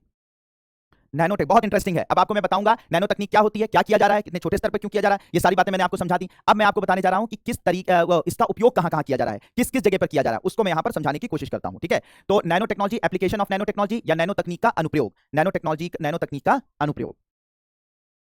ठीक है, तो सबसे पहले लिख लीजिएगा चिकित्सा के क्षेत्र में। ठीक है, चिकित्सा के क्षेत्र में मेरे प्यारे बच्चों नैनो टेक्नोलॉजी का बहुत ज्यादा उपयोग किया जा रहा है। अब आप समझिए कि ये हालात हो गए हैं, मैंने आपको पहले ही बताया कि आजकल जो है वो नैनो टेक्नोलॉजी में, ठीक है, नैनो टेक्नोलॉजी में क्या है, तो अब यहां पर अगर ध्यान से देखिएगा तो नैनो टेक्नोलॉजी का जो सबसे ज्यादा प्रयोग इस वक्त किया जा रहा है वो कहां किया जा रहा है, आपके चिकित्सा के क्षेत्र में। अगर आजकल मैंने आपको बताया नैनोबॉट्स हैं, सबसे पहले तो क्या है, नैनोबॉट्स या नैनो रोबोट्स। ठीक है, नैनो रोबोट, ये नैनो रोबोट 1 नैनोमीटर से 100 नैनोमीटर के बीच में होते हैं, और ये जो नैनो रोबोट्स होते हैं इनका उपयोग किया जा रहा है सर्जरी करने में, यानी कि आपके शल्य चिकित्सा करने में, यानी आपकी बॉडी में इंजेक्शन के जरिए या बॉडी में किसी तरह से छोटे छोटे रोबोट जो आपको आंखों से भी नहीं दिखाई देते हैं, ये बॉडी में डाल दिए जाएंगे, ये बॉडी में जाएंगे और आपकी बॉडी में सर्जरी करके, यानी अंगों को कट करके, ठीक है, जो अंग खराब होंगे उनको कट करके उनको अलग कर देंगे, यानी उन कोशिकाओं को अलग कर देंगे, और फिर उसके बाद वहां पर वो जोड़ भी देंगे जो चीज जोड़नी होगी और बाहर आ जाएंगे। पहले क्या था कि मान लो पेट की सर्जरी करनी हो तो पेट का ऊपरी स्किन कट करो, अंदर का जो वो स्किन है उसे कट करो, फिर वो अंदर जाएगा, खूब ब्लड बहता था, खूब सर्जरी, वो ब्लीडिंग होती थी। ठीक है, एक अंग का छोटा सा भाग कट करना है, पूरा का पूरा अंग काटना पड़ता था, ये सब होता था। अब बॉडी के अंदर ये नैनो रोबोट्स जाएंगे और बॉडी में जाकर पर्टिकुलर चीज को कट करके बाहर निकाल देंगे, तो इसका उपयोग किया जा रहा है। ठीक है, तो यहां पर समझिएगा मेरे प्यारे बच्चों, ठीक है, तो हाँ, तो ये सारी की सारी चीजें, तो सबसे पहले जो है वो चिकित्सा के क्षेत्र में नैनो रोबोट का यूज किया जा रहा है सर्जरी में। सर्जरी के साथ साथ ये दूसरा जो काम करेंगे दवा को पहुंचाने में ऐसे नैनो रोबोट से मेरे प्यारे बच्चों जो क्या करेंगे, दवा को पहुंचाएंगे एक पर्टिकुलर, जैसे अभी आपके मान लो मेरे प्यारे बच्चों आपके सर में दर्द होता है, आप दवा खाते हो, दवा बॉडी में जाती है, बॉडी में जाने के बाद पूरी बॉडी में फैल जाती है वो दवा, और दर्द आपके सर में हो रहा है तो सर में तो असर कर रही है, लेकिन जो अन्य भागों में वो दवा पहुंच रही है वहां पर वो क्या कर रही है, नुकसान पहुंचा रही है। ठीक है, यानी कि बहुत सारी दिक्कतें पैदा कर रही है। इसी तरीके से याद करिएगा जो कैंसर होता है तो कैंसर में कीमोथेरेपी दी जाती है। कीमोथेरेपी होती क्या है, कीमोथेरेपी एक दवाएं होती हैं, केमिकल्स होते हैं जो बॉडी में कैंसर पेशेंट के डाले जाते हैं। जब कैंसर पेशेंट की बॉडी में वो जाते हैं तो वो कैंसर कोशिकाओं को मारते हैं, लेकिन कैंसर कोशिकाओं को ही सिर्फ नहीं मारते, हमारी बॉडी की जो नॉर्मल कोशिकाएं होती हैं उनको भी डैमेज कर देते हैं। इसी वजह से कैंसर पेशेंट को जब कीमोथेरेपी दी जाती है तो उसके बाल झड़ जाते हैं, उसकी स्किन कमजोर हो जाती है, उसके ब्लड की कमी हो जाती है, उसका जो रोग प्रतिरोधक क्षमता है वो कम हो जाती है। क्यों? क्योंकि उसमें क्या है कि जो केमिकल्स हैं जो बॉडी में कैंसर को खत्म करने के लिए गए हैं वो बॉडी के अदर ऑर्गन्स को भी खत्म करते हैं, खराब करते हैं। इसकी वजह से जो है वो पेशेंट कभी कभी उसकी इसी की वजह से मौत हो जाती है। आ रही बात समझ में? तो अब यहां पर क्या हो रहा है मेरे प्यारे बच्चों की नैनो रोबोट्स या नैनो मेडिसिन ऐसी हैं जो बॉडी में जब डाली जाएंगी तो वो सीधे बॉडी में जाकर उसी जगह पर डिलीवर करेंगे मेडिसिन जहां पर उनको जरूरत होगी। यानी कैंसर जो कोशिकाएं हैं सिर्फ उन्हीं पर, उनमें सेंसर्स लगे होंगे, मतलब वो सेंसर मटेरियल लगे होंगे जो क्या करेंगे, सिर्फ कैंसर सेल्स पर एक्टिवेट होंगे, अदर सेल्स में नहीं होंगे। तो वो जाकर सिर्फ कैंसर सेल्स को मारेंगे, अदर ऑर्गन्स पर उनका कोई दुष्प्रभाव नहीं पड़ेगा, जिससे कि जो साइड इफेक्ट होते थे कीमोथेरेपी रेडियोथेरेपी के वो नहीं होंगे। तो ये चीज आजकल की जा रही है। तो नैनो रोबोट्स का उपयोग दवा को सटीकता से यानी सटीक जगह पर पहुंचाने के लिए भी किया जा रहा है। इसके अलावा इस नैनो रोबोट का मेरे प्यारे बच्चों, जैसे हम लोग जीन को कट करते थे, याद है आपको जेनेटिक्स में, ठीक है, जीन एडिटिंग के अंदर, ठीक है, तो जीन एडिटिंग के अंदर, ठीक है, जीन एडिटिंग के अंदर जो हम लोग डीएनए को कट करते थे, याद है, जीन को कट करते थे, जीन को जोड़ते थे, तो अब क्या है, पहले उसको हम लोग वो Cas9 प्रोटीन से कट करते थे। Cas9 प्रोटीन से तो कट ही किया जाएगा, लेकिन इसके साथ साथ कुछ रोबोट भी बनाए जा रहे हैं, नैनो रोबोट, जो जाकर जीन को अपने पर्टिकुलर जगह से कट करेंगे। तो जीन को काटने के लिए यानी बायोटेक्नोलॉजी में, ठीक है, यानी कि जो जैव प्रौद्योगिकी है, ठीक है, या जीन चिकित्सा है, उन सब जगह पर, ठीक है, उन सब जगह पर नैनो रोबोट्स का यूज किया जाएगा। तो जीन एडिटिंग में भी जीन एडिटिंग में यानी कि जीन मैनिपुलेशन में भी इसका उपयोग किया जाएगा नैनो रोबोट्स का। ठीक है, नैनो रोबोट्स का उपयोग किया जाएगा, तो जीन एडिटिंग में किया जाएगा। इसके अलावा आप लोगों ने आईवीएफ टेक्नोलॉजी पढ़ी है, आईवीएफ टेक्नोलॉजी मेरे प्यारे बच्चों पढ़ी है, in vitro fertilisation technique. In vitro fertilisation technique याद है आपको, जिसमें हम क्या करते थे, आर्टिफिशियल तरीके से शुक्राणुओं को अंडाणुओं के साथ क्या करते थे, निषेचित कराते थे। शुक्राणुओं को अंडाणुओं की मदद से निषेचित कराते थे। तो क्या होता था, अंडाणु होता था, उसमें शुक्राणु को ले जाकर अंदर डाल देते थे, लेकिन ये काम इतना आसान काम नहीं होता था। तो आजकल मेरे प्यारे बच्चों नैनो रोबोट्स बनाए जा रहे हैं। ये देख रहे हैं, ये नैनो रोबोट, ये जो आपको सर्किल जैसा दिखाई पड़ा, ये नैनो रोबोट है। ये क्या है, शुक्राणु है, ठीक है, ये शुक्राणु है। तो शुक्राणु को ये नैनो रोबोट आएगा, ऐसे पीछे से पकड़ेगा और पीछे से पकड़कर ले जाएगा और सीधे जाकर ये अंडाणु है, इसी अंडाणु में निषेचित कर देगा। तो आजकल आईवीएफ टेक्नोलॉजी के अंदर जो मैंने आपको पढ़ाई थी, उस आईवीएफ टेक्नोलॉजी में भी मेरे प्यारे बच्चों इसका उपयोग किया जा रहा है, नैनो रोबोट का यूज किया जा रहा है। तो सर्जरी करने में, दवा को पहुंचाने में, जीन एडिटिंग करने में, आईवीएफ टेक्नोलॉजी में, और साथ ही साथ बीमारियों का पता लगाने में, ठीक है, बीमारी का पता लगाने में, डायग्नोसिस में, ठीक है, पता लगाने में या डायग्नोसिस में, उनमें भी इसका उपयोग किया जा रहा है। छोटे छोटे माइक्रो कैमरेज लगाकर बॉडी के अंदर पहुंचकर वो अंगों के अंदर देखेंगे कि एक्जैक्टली बॉडी में कौन सी समस्याएं मौजूद है। तो एक्जैक्टली बीमारियों का पता लगाने में, आईवीएफ टेक्नोलॉजी में, जीन एडिटिंग में, दवा को पहुंचाने में, सर्जरी में, इन सब में नैनो रोबोट का उपयोग किया जा रहा है। तो नोट कर लीजिए मेरे प्यारे बच्चों, ये बात आपको समझ में आ गई होगी कि कैसे किस तरीके से ये काम करेगा। तो नैनो रोबोट्स बनाए जा रहे हैं सर्जरी करने में, दवा को पहुंचाने में, जीन एडिटिंग में, आईवीएफ टेक्निक में, बीमारियों का पता लगाने में। तो होप कि आपको बच्चों समझ में आ रहा होगा। ये नैनो रोबोट्स ऐसे होंगे, देख रहे हैं ऐसे, ये जो आपको दिखाई पड़ रहा है इस तरीके के नैनो रोबोट्स होंगे जो जीन एडिटिंग करेंगे। इसी तरीके से सर्जरी भी वो कर सकते हैं, बहुत सारा काम कर सकते हैं, ठीक है। तो जल्दी से नोट कर लीजिए कि नैनो रोबोट चिकित्सा के क्षेत्र में नैनो रोबोट्स किस तरह से उपयोग में लाए जाएंगे।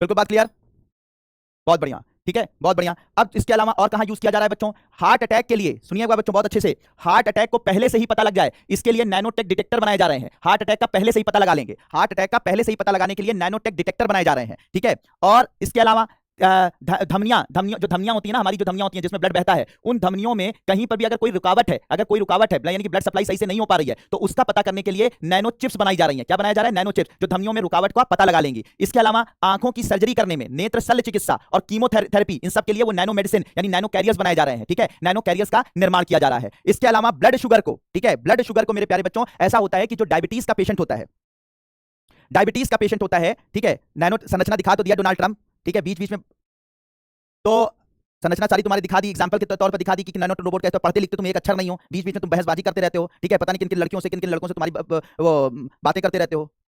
नाम रखे हो डोनाल्ड ट्रंप, अपना नाम तक तो तुम्हें बताने की हिम्मत नहीं है, पता लगा कैसे पढ़ाई लिखाई तुम लोग कर रहे हो। तो सुनिए, तो एक्जैक्टली यहां पर देखिएगा मैंने क्या बताया था, बीच में डिस्टर्ब ना करें। और पहली बात, यहां पे बीच बीच में फालतू के इधर उधर के सवाल पूछ लेना, जो मैं पढ़ा रहा हूं उसके बारे में अगर कोई सवाल है तो उसको पूछिए, बाकी जो सवाल है वो बाद में लास्ट में आपको टाइम दूंगा तो उसमें पूछिएगा, ठीक है। तो यहां पर नैनो रोबोट, हर एक लोग बीच बीच में ड्यूटीरियम क्या होता है, बीएफओ क्या होता है, अरे भैया जो पढ़ा रहा हूं उसे पढ़ो, ड्यूटीरियम सब मैं बता चुका हूं ऑलरेडी, पहले पढ़ा चुका हूं, ठीक है, इरिटेट मत किया करो। तो नहीं तो वही बात है, इरिटेट होकर कुछ बोल दूंगा तो सह नहीं पाओगे। और अगर यहां पे मन ना हो रहा तो जाओ, करंट अफेयर की क्लासेस चल रही है वहां पे जाके पढ़ लो, ठीक है, लेकिन यहां क्लास में डिस्टर्ब मत करो। तो यहां पर बात चल रही थी कि भैया कि जैसे ब्लड शुगर का पेशेंट है, यानी कि जैसे डायबिटीज हुई है, अब उसके शरीर में दिन में कब डायबिटीज बढ़ रही है, यानी उसकी शुगर का लेवल कब बढ़ रहा है, उसके शुगर का जो है वो लेवल कब कम हो रहा है, ये कैसे, और कितनी इंसुलिन उसकी बॉडी में जानी चाहिए, कितनी इंसुलिन नहीं जानी चाहिए, तो ये बड़ी दिक्कत रहती है। तो आजकल नैनो टेक्नोलॉजी की मदद से, नैनो सेंसर्स बनाए गए हैं। आप बॉडी पे डायबिटीज पेशेंट उसे बॉडी पे पहन ले, वो बॉडी में सेंस करते रहते हैं, बॉडी में जब ग्लूकोज का लेवल बढ़ता है तो बॉडी में वो क्या करते हैं, जितनी इंसुलिन की जरूरत होती है उतना रिलीज कर देते हैं, जब बॉडी में इंसुलिन की जरूरत नहीं होती है तो इंसुलिन को स्टॉप कर देते हैं। तो इस तरीके के नैनो टेक्नोलॉजी की मदद से नैनो सेंसर्स बनाए गए हैं, जो बॉडी में डायबिटीज का पेशेंट पहन ले तो उसकी बॉडी में ग्लूकोज के बढ़ते स्तर और घटते स्तर को वो नापते रहते हैं और रेगुलर स्टेट पर क्या होता है, इंसुलिन रिलीज करते हैं, ठीक है। तो ये भी किसकी मदद से बन पा रहा है, ये सब बन पा रहा है मेरे पास बच्चों आपके नैनो टेक्नोलॉजी की मदद से। इसे डायबिटिक पैड कहते हैं, क्या बोलते हैं, ऐसे चीज को डायबिटिक पैड कहा जाता है, डायबिटिक पैड। तो ये डायबिटिक पैड क्या करते हैं, नियमित ग्लूकोज जो शरीर की शर्करा होती है उसको नियंत्रित करते हैं, ठीक है, बात समझ में आ रही है। तो ये सब होता है। अब यहां पर दूसरी चीज, अगर आपके वो nano gold particle nano gold का, ये मस्तिष्क से संबंधित जो बीमारियां हैं, जैसे कि एल्जाइमर बोलते हैं, ठीक है, क्या बोलते हैं, एल्जाइमर नाम की बीमारी होती है जिसमें याददाश्त जो है वो इंसान की धीरे धीरे चली जाती है बुढ़ापे में। तो एल्जाइमर जैसे रोग, पार्किंसन जैसे रोग, ठीक है, पार्किंसन जैसे रोग, तो एल्जाइमर पार्किंसन जैसे रोगों का पहले से ही पता अगर हमें हो जाए तो हम प्रिकॉशन ले सकते हैं। तो एल्जाइमर पार्किंसन जैसे मस्तिष्क संबंधी जो रोग होते हैं उनको नैनो गोल्ड कण होते हैं, उनसे पता लगाया जाता है। तो आजकल नैनो गोल्ड कण आए हैं जो कि आपके वक्त से पहले ही एल्जाइमर पार्किंसन जैसे मस्तिष्क रोगों का पता लगा लेंगे, ठीक है, ये भी किया जा रहा है। इसके अलावा बच्चों क्या है कि आपके शरीर में अगर कोई भी बैक्टीरियल इंफेक्शन हो गया है, ठीक है, बैक्टीरियल इंफेक्शन यानी वायरल इंफेक्शन कुछ ऐसा हो गया है, तो आपकी बॉडी में जो ब्लड के अंदर जो बैक्टीरिया या वायरस या इस तरीके का कोई टॉक्सिक यानी जहर होता है, विष आपकी बॉडी में पहुंच गया है, तो उसको अवशोषित करने के लिए नैनो स्पॉन्ज बनाए जा रहे हैं। नैनो स्पॉन्ज आपकी बॉडी के अंदर मौजूद जो विष होंगे, जो विषाक्त चीजें होंगी, जो जहरीली चीजें होंगी, उन्हें यह अवशोषित कर लेगा, ठीक है, कर लेगा। इसके अलावा कैंसर का पता करने के लिए नैनो फ्लेयर्स नाम का मटेरियल बनाया गया है। क्या बनाया गया है, नैनो फ्लेयर्स नाम का मटेरियल बनाया गया है। ये नैनो फ्लेयर्स नाम का जो मटेरियल है ये कैंसर का पता करेगा, ठीक है, कैंसर का पता करने में मदद की जा रही है, ठीक है। इसके अलावा आपको उसके डीएनए की एडिटिंग में तो मदद करेगा, वो मैंने पहले बता दिया। तो मैंने क्या बताया बच्चों,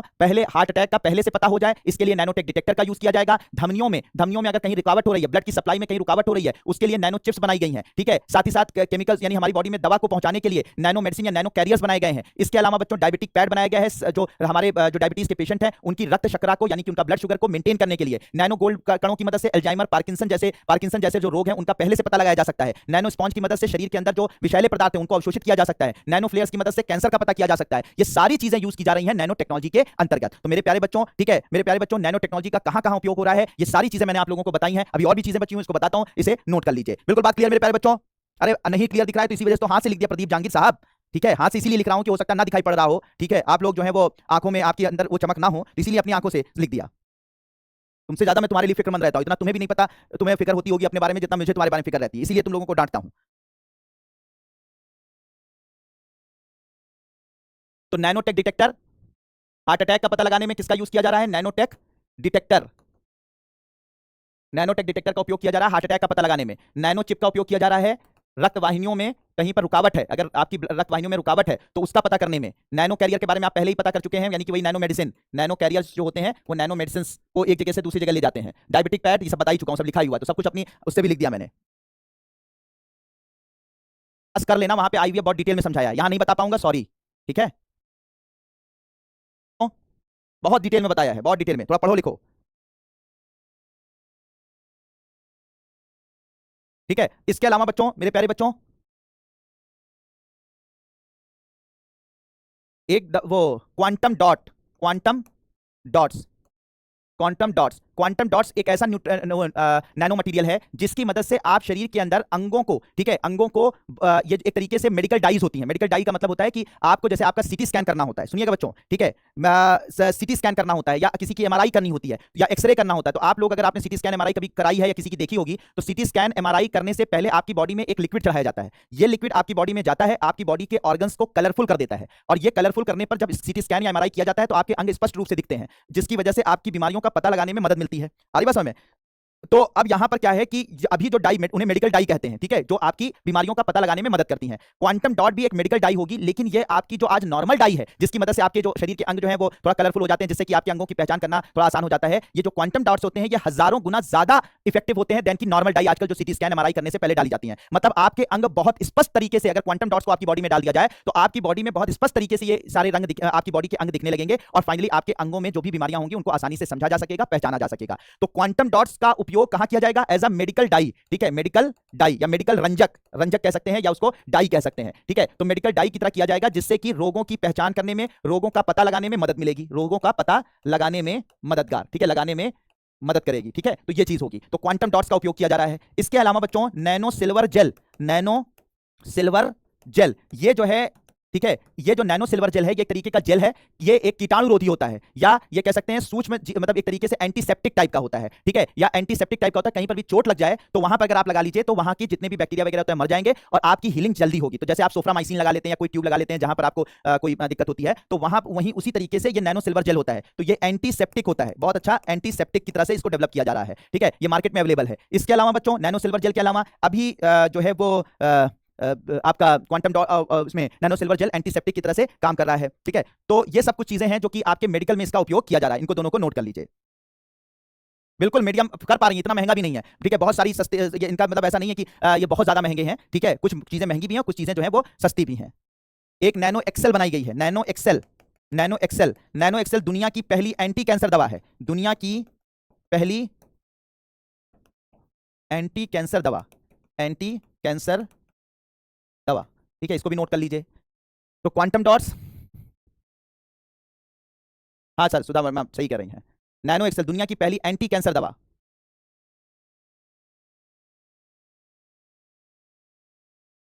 नोट कर लिया बच्चों? साइंस की क्लास लंबी चलेगी रहनुमा खान। वो जो रशिया ने बनाया वो वैक्सीन बनाई है, वो इससे मतलब नहीं है, इसका इससे कोई संबंध नहीं है।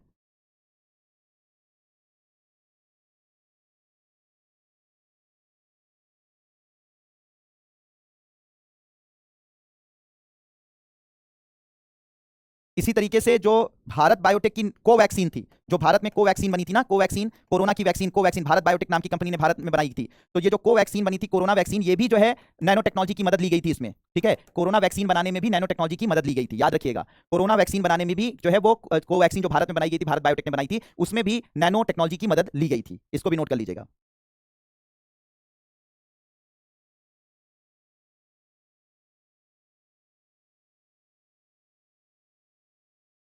क्यों इंड कर दूं नीरज शर्मा क्लास? हैं? और हैं कौन आप जो आप क्लास इंड कर दीजिए? अजीबो गरीब लोग, मतलब ये सब कहां से आते हैं? बैठे रहते हैं, आ गए। कौन से देश उससे मतलब मत रखो, नैनो टेक्नोलॉजी में ये सब यूज हो रही है, हर देश का है, मेडिसिन हर देश की है, ठीक है, उसके चक्कर में मत पड़ो तुम, ठीक है। नॉर्मल डाई बहुत सारी होती हैं दुर्गेश भाई, बहुत सारी डाइज होती हैं, बहुत सारे केमिकल्स होते हैं जो बॉडी में डाली जाती हैं और वो अंगों को जो है वो स्पष्ट कर देते हैं जिससे ज्यादा।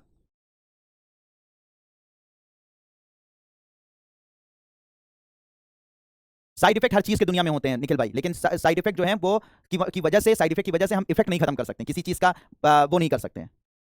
कैंसर सुमैया बहुत तरीके का होता है, उसमें कुछ कैंसर के लिए असरदार है, सभी कैंसर के लिए नहीं है।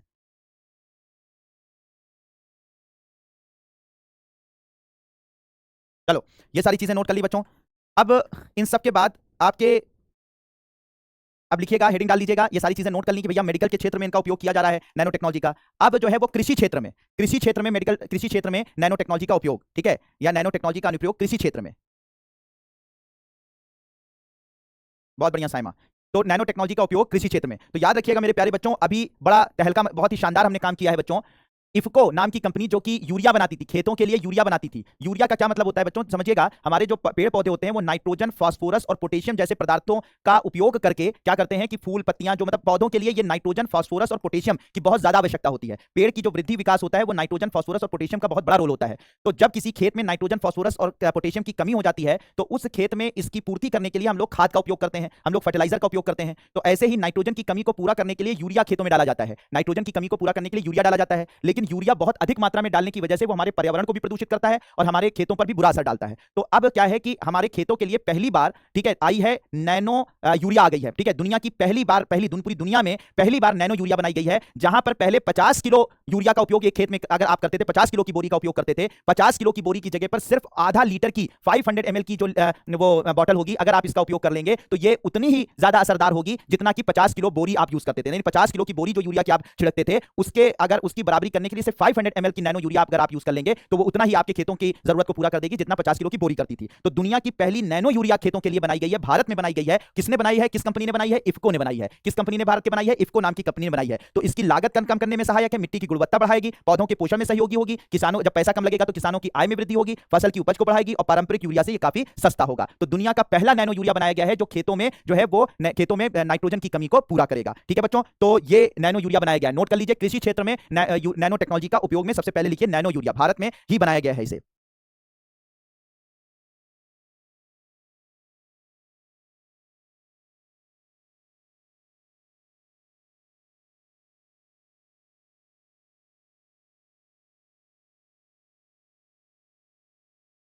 के अलावा बच्चों, आजकल पौधों की बीमारियों का पता लगाने में, पौधों की बीमारी का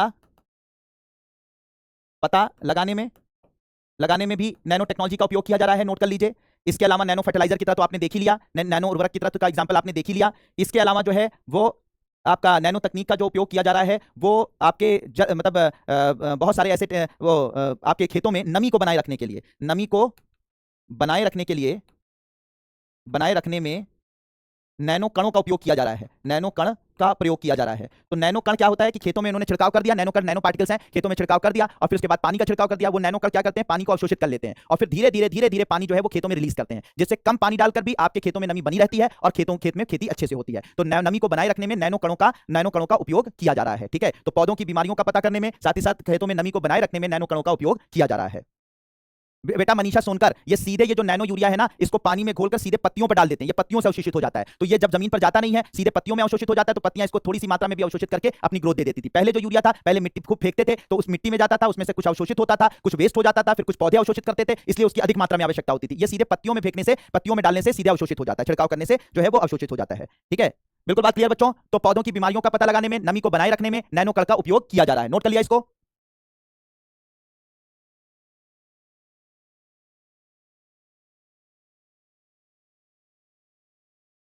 बहुत बढ़िया। नहीं, गांव में अब यूज होने लगा रीमा कुशवाहा, बहुत सारे, आप सभी गांव में तो नहीं कह सकता मैं, लेकिन काफी हद तक यूज किया जा रहा है।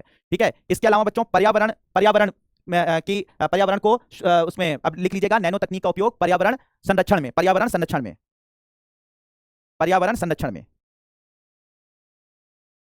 ठीक है। तो सबसे पहले जल शुद्धिकरण के लिए ग्राफीन झिल्ली बनाई गई है। ग्राफीन झिल्ली यानी कि ग्राफीन जो आपको मैंने दिखाया था ना, आपको नैनो टेक्नोलॉजिकल प्रोडक्ट ग्राफीन दिखाया था, वो नैनो टेक्नोलॉजी से बना हुआ ग्राफीन जो होता है वो जल के शुद्धिकरण में उपयोग किया जा रहा है, यानी जल को छानने में, जल को शुद्ध करने में इस ग्राफीन झिल्ली का उपयोग किया जा रहा है। इसके अलावा बहुत सारे नैनो कणों का उपयोग किया जा रहा है बच्चों। नैनो कणों का उपयोग किया जा रहा है अपशिष्ट जल की सफाई में, यानी जो वेस्ट मटेरियल होता है जो आपके घरों से निकलता है वेस्ट वाटर, तो वेस्ट वाटर की सफाई में, अपशिष्ट जल की सफाई में नैनो कण का उपयोग किया जा रहा है। प्रदूषण निगरानी में, यानी कौन सा प्रदूषण बढ़ रहा है, हवा में प्रदूषण, पानी में जो प्रदूषण हो रहा है, उनका पता लगाने में नैनो सेंसर का उपयोग किया जा रहा है। ठीक है, नैनो सेंसर का उपयोग किया जा रहा है बच्चों। पर्यावरण में किसी भी प्रकार की किसी भी प्रदूषण की निगरानी करने में, यानी प्रदूषण का पता करने में नैनो सेंसर का उपयोग किया जा रहा है। तो ग्राफीन झिल्ली का उपयोग किया जा रहा है पानी की सफाई में, नैनो कण का उपयोग किया जा रहा है अपशिष्ट जल की सफाई में, ये तो जल को शुद्ध पानी को पीने योग्य बनाने के लिए ग्राफीन झिल्ली का उपयोग किया जा रहा है, अपशिष्ट जल की सफाई में नैनो कण का उपयोग किया जा रहा है, और साथ ही साथ प्रदूषण की निगरानी में नैनो सेंसर का उपयोग किया जा रहा है। इसके अलावा बच्चों और क्या, अभी हाल फिलहाल में, ठीक है, हाल फिलहाल में आईआईटी मद्रास ने बच्चों क्या किया है कि वाटर ट्रीटमेंट के लिए, ठीक है, वाटर ट्रीटमेंट के लिए कुछ चीजें बनाई हैं जिसमें से नैनो पार्टिकल्स का उपयोग किया गया है। नैनो पार्टिकल्स जैसे ये वाटर ट्रीटमेंट के लिए आईआईटी मद्रास ने, जो ये मैंने आपको बताया ना कि आपके कोई भी आपके पीने वाले पानी में अगर माइक्रो प्लास्टिक, यानी वो छोटी छोटी प्लास्टिक जो आपको आंखों से दिखाई नहीं देती और हमारे शरीर में पहुंच जाती है, तो माइक्रो प्लास्टिक को छानने के लिए, साथ ही साथ पेस्टिसाइड जो खेतों में पड़ी रहती है उनको छानने के लिए आईआईटी मद्रास ने कुछ ऐसे नैनो पार्टिकल्स बनाए हैं, जो नैनो पार्टिकल्स क्या करते हैं कि आपके जो भी पीने वाले पानी होते हैं उनकी अशुद्धियों को शुद्ध करते हैं। तो ये काम किसने किया है बच्चों? ये काम किया है आईआईटी मद्रास ने किया है। इसके अलावा टाटा केमिकल्स ने, टाटा केमिकल नाम की कंपनी है, टाटा केमिकल नाम की कंपनी है जो कि एक नैनो फिल्टर बना रही है। ठीक है, नैनो फिल्टर उसने बनाया है, नैनो फिल्टर बनाया है जिसका नाम है टाटा स्वच्छ। क्या नाम है बच्चों? टाटा स्वच्छ नाम है। और ये जो टाटा स्वच्छ नाम का नैनो फिल्टर बनाया है, ये आपके पानी को शुद्ध करेगा, पानी को शुद्ध करने के लिए, पानी को शुद्ध करेगा बिना बिजली के। सबसे बड़ी बात यह है, पानी को शुद्ध करेगा बिना बिजली के, यानी और फिल्टर के लिए बिजली की जरूरत होती है, इसमें बिना बिजली के करेगा, तो पानी को शुद्ध करेगा बिना बिजली के। ठीक है, बिना बिजली के। ठीक है, तो क्या नाम है उसका? टाटा केमिकल्स नाम की कंपनी ने नैनो फिल्टर बनाया है टाटा स्वच्छ नाम का, जो पानी को शुद्ध करेगा बिना बिजली के, यानी कि गांव वगैरह जहां बिजली वगैरह की व्यवस्था नहीं है, जो बहुत दूरस्थ गांव है, वहां पर भी ये काम करेगा। ठीक है, तो इसका उपयोग किया जा रहा है। तो याद रखिएगा, आईआईटी मद्रास ने नैनो कण बनाए हैं जो कि माइक्रोप्लास्टिक को, पेस्टिसाइड्स को और जो भारी मेटल्स होते हैं उनकी सफाई करेगा पानी में। और साथ ही साथ टाटा केमिकल्स नाम की कंपनी ने नैनो फिल्टर बनाया है टाटा स्वच्छ नाम का, जो पानी को शुद्ध करेगा बिना बिजली के। नोट कर लीजिए। हाँ भैया, नोट करो इसे।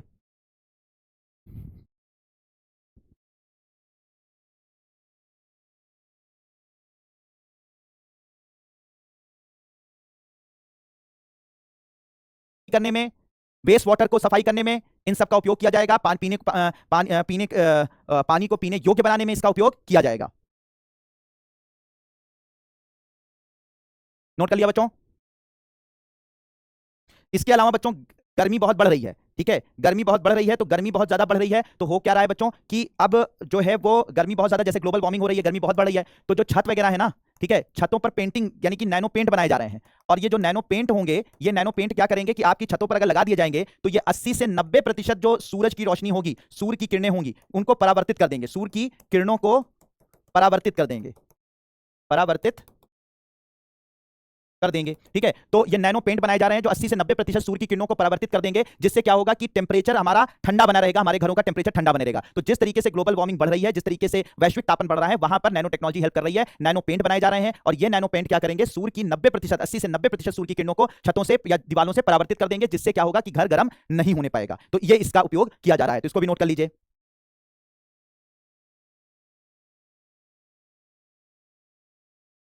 हाँ सर,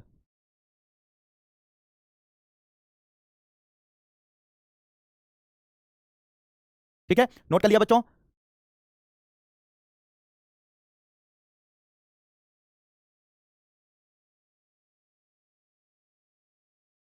इसके अलावा नैनो टेक्नोलॉजी का उपयोग किया जा रहा है ऊर्जा के क्षेत्र में, ऊर्जा संरक्षण के क्षेत्र में। नैनो टेक्नोलॉजी का उपयोग किया जा रहा है उस ऊर्जा संरक्षण के क्षेत्र में। तो नैनो नैनो आपके सोलर पैनल बनाए जा रहे हैं, नैनो सोलर पैनल। ये नैनो सोलर पैनल क्या होंगे? ये नैनो सोलर पैनल जो होंगे वो हल्के होंगे, सूर्य की ऊर्जा को ज्यादा से ज्यादा अवशोषित करके ज्यादा से ज्यादा क्या करेंगे, ऊर्जा में परिवर्तित करेंगे। जैसे कि अभी जो सोलर पैनल बनाए जाते हैं बच्चों, सिलिकॉन से बनाए जाते हैं, जर्मीनियम से सिलिकॉन से बनाए जाते हैं। तो सिलिकॉन क्या करता है, जितनी भी सोलर ऊर्जा आती है, सूर्य की ऊर्जा आती है, उसका से 15 से 20% वो क्या करते हैं, विद्युत ऊर्जा में परिवर्तित करते हैं। लेकिन ये जो सोलर पैनल्स होंगे, ठीक है, जो आपके नैनो सोलर पैनल्स होंगे, ठीक है, जिनको मोस्टली ग्राफीन से बनाया जाएगा, ग्राफीन मटेरियल से बनाया जाएगा, तो ये क्या करेंगे, ज्यादा से ज्यादा सूर्य ऊर्जा को, ज्यादा से ज्यादा सूर्य ऊर्जा को किसमें परिवर्तित कर देंगे, परिवर्तित कर देंगे विद्युत ऊर्जा में। तो ये क्या होंगे बच्चों, ये नैनो सोलर पैनल क्या होंगे, हल्के होंगे, ठीक है, हल्के होंगे, कहीं से कहीं पर आप ले जा सकते हैं, इनको मोड़ सकते हैं, इनको जैसे मतलब ऐसे होता है ना, लपेट सकते हैं, लपेट कर कहीं पर ले जाकर ऐसे खोल कर रख दीजिए, ठीक है। तो हल्के होंगे, कहीं पर भी फोल्डेबल होंगे, और साथ ही साथ ज्यादा से ज्यादा सूर्य ऊर्जा को ये विद्युत ऊर्जा में परिवर्तित कर सकेंगे। तो इस तरीके के नैनो सोलर पैनल्स आ रहे हैं, नैनो सोलर पैनल्स आ रहे हैं। तो नैनो सोलर पैनल्स कहां पर यूज होंगे, हल्के होंगे, साथ ही साथ ज्यादा से ज्यादा सूर्य ऊर्जा को विद्युत ऊर्जा में परिवर्तित कर सकेंगे। ये किससे बनाए जाएंगे, ग्राफीन से बनाए जाएंगे, ठीक है बच्चों। इसके अलावा सोलर पेंट आ रहे हैं, क्या है बच्चों, सोलर पेंट आ रहे हैं। सोलर पेंट क्या काम करेगा, अगर आप इससे अपने घरों को पेंट कर देते हैं, घरों को पेंट करने में मदद करेगा, घरों को पेंट कर देते हैं, तो ये पेंट आपके घरों को जो है वो सफेद भी रखेगा, यानी पेंटिंग भी इससे होगी, आपके घर अच्छे भी लगेंगे, साथ ही साथ ये सूर्य की ऊर्जा को अवशोषित करके विद्युत ऊर्जा में परिवर्तित कर देगा, और आपके घरों की बिजली भी इससे सप्लाई होगी। क्या मजेदार होगा, सोचिए कि आपके घरों पे, आपके घर पेंटिंग इससे कर दी गई, तो घर पेंट भी हो गया, अच्छा भी लग रहा है, और सूर्य ऊर्जा को अवशोषित करके विद्युत ऊर्जा में परिवर्तित करके आपके घरों की बिजली भी चलाएगा। तो इस तरीके के सोलर पेंट भी आ रहे हैं, ठीक है, सोलर पेंट भी आ रहे हैं। इसके अलावा जो है वो बायोडीजल में, ठीक है, नैनो कण बनाए जा रहे हैं, जो क्या कर रहे हैं, अपशिष्ट पदार्थों को, नैनो कण क्या करेंगे, अपशिष्ट पदार्थों को, वेस्ट मटेरियल को, ठीक है, अपशिष्ट जो आपके घरों के सामने कूड़ा करकट होता है, उन अपशिष्ट पदार्थों को, अपशिष्टों को ये क्या कर रहे हैं कि बायोडीजल में कन्वर्ट कर दे रहे हैं। बायोडीजल में मतलब आपके घर के सामने जो कूड़ा पड़ा हुआ है, ठीक है, कूड़ा पड़ा हुआ है, उसमें उसको इकट्ठा कीजिए, उसमें नैनो कण डालिए, ये नैनो कण क्या करेंगे, कुछ दिन के अंदर वो अपशिष्ट पदार्थों को बायोडीजल में बदल देंगे। उस बायोडीजल का उपयोग आप अपनी गाड़ियों में कर लीजिए या कहीं पर कर लीजिए। ये सब हो रहा है। तो ये दुनिया कहां जा रही है, ठीक है। ग्राफीन मैंने बताया नैनो पार्टिकल होता है, नैनो मटेरियल होता है, मनीषा सोनकर, अभी सुना नहीं था क्या, ठीक है, यहां पे दिखाया था। कहां रहते हो, ये क्या है, ये ग्राफीन है, यहां पे पढ़ा चुका मैं, आप सो रही थी। ग्राफीन नैनो मटेरियल होता है चौधरी साहब, चौधरी विवेक, कहां से आए हो तुम लोग जी, मेरी क्लास में तमीज से आया करो, शुरू से बैठा करो, वरना मत आया करो, और अगर आया करो तो पूछा मत करा करो जबरदस्ती के सवाल। पढ़ाई लिखाई एक अच्छा नहीं करनी है, आईएएस बनने चले हैं, इतनी देर से सारी चीजें पढ़ाई जा रही हैं, और ये ग्राफीन क्या होती है। सोलर पेंट किसका यूज किया जा रहा है, घरों को पेंट करने में, और इन्हीं से क्या होगा, ऊर्जा भी घरों को पेंट करने में यूज की जाएगी, और साथ ही साथ इससे क्या होगा कि ये सोलर पेंट क्या करेंगे, सूर्य ऊर्जा को विद्युत ऊर्जा में परिवर्तित भी करेंगे, ठीक है। और नैनो कण का उपयोग किया जाएगा अपशिष्ट पदार्थों को बायोडीजल में परिवर्तित करने के लिए, ठीक है।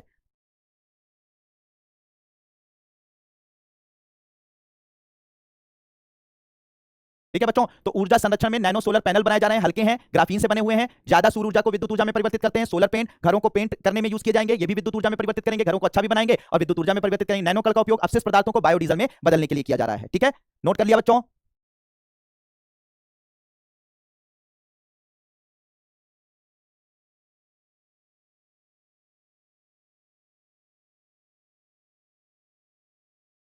बिल्कुल बात क्लियर।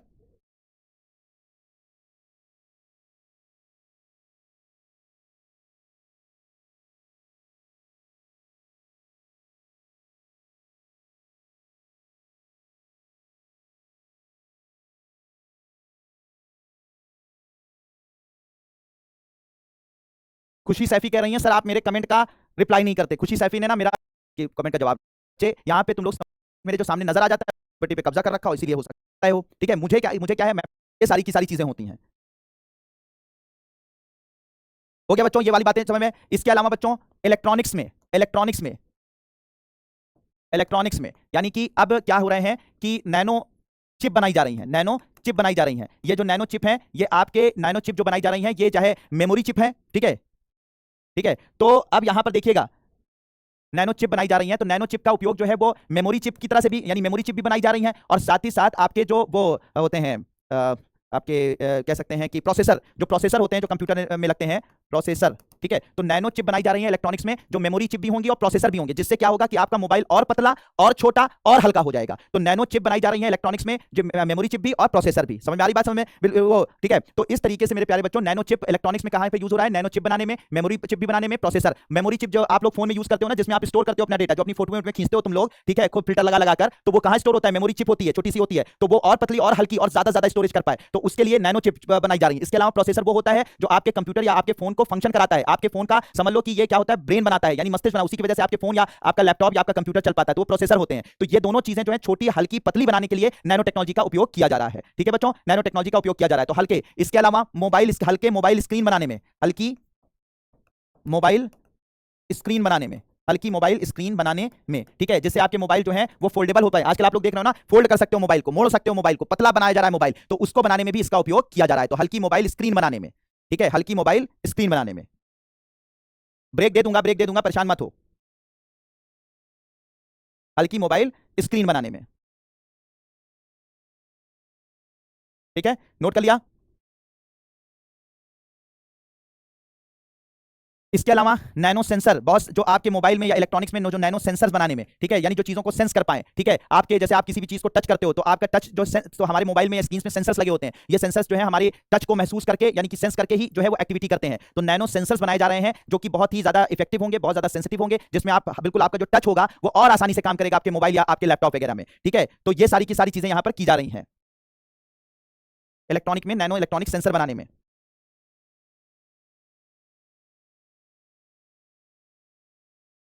ठीक है, ये सारी चीजें। इसके अलावा बच्चों सिकुड़न रहित, सिकुड़न रहित तथा जल प्रतिरोधी, सिकुड़न रहित तथा जल प्रतिरोधी कपड़े बनाने में, सिकुड़न रहित तथा जल प्रतिरोधी कपड़े बनाने में, ऐसे कपड़े बनाए जा रहे हैं जो कि जिसमें सिकुड़न ही नहीं आती है, ठीक है, साथ ही साथ वो जल को भी प्रतिरोध करते हैं। ऐसे कपड़े मार्केट में आ गए होंगे, देखा होगा आप लोगों ने, ठीक है। तो ये जो है अभी रुक जाओ, 10 मिनट रुक जाओ, फिर ब्रेक दे देता हूं। सिकुड़न रहित तथा जल प्रतिरोधी कपड़े बनाने में, सिकुड़न रहित तथा जल प्रतिरोधी कपड़े बनाने में, ऐसे कपड़े जिसमें ना सिकुड़न पड़ती है और ना वो उनमें उनमें पानी का असर होता है, ऐसे कपड़े आ गए हैं मार्केट में, तो वो भी नैनो टेक्नोलॉजी की मदद से बनाए जा रहे हैं।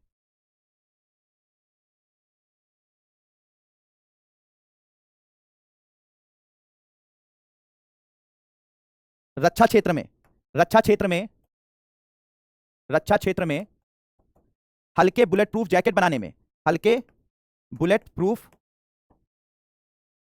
ठीक है, हल्के बुलेट प्रूफ जैकेट बनाने में।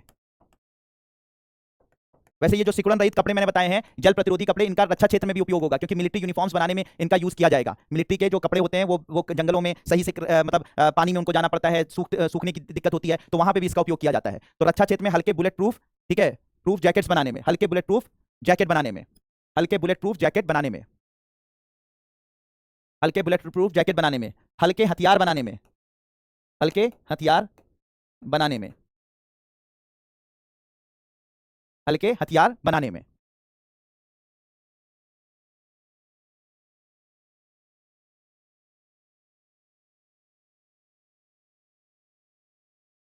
ठीक है बच्चों।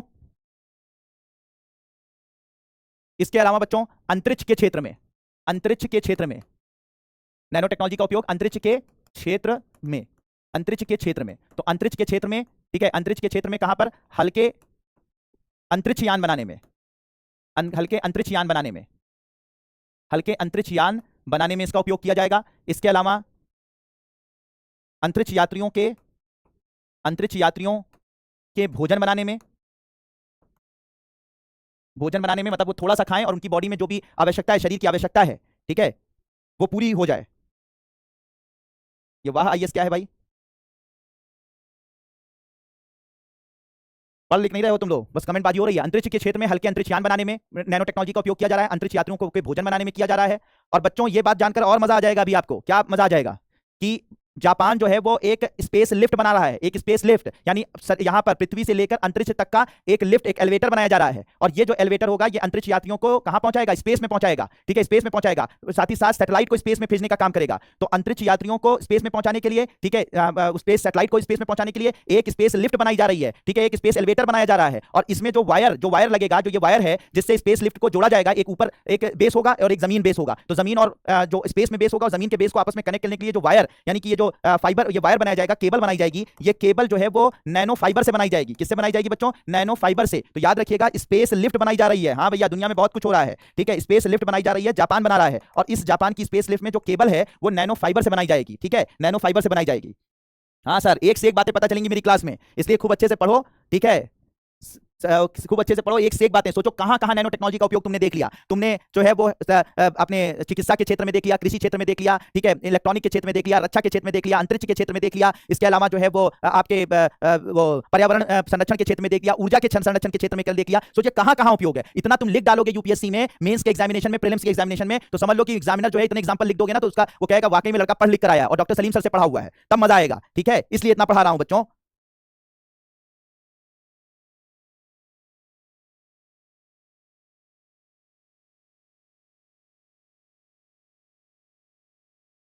तो बच्चों ठीक है, तो हम्म,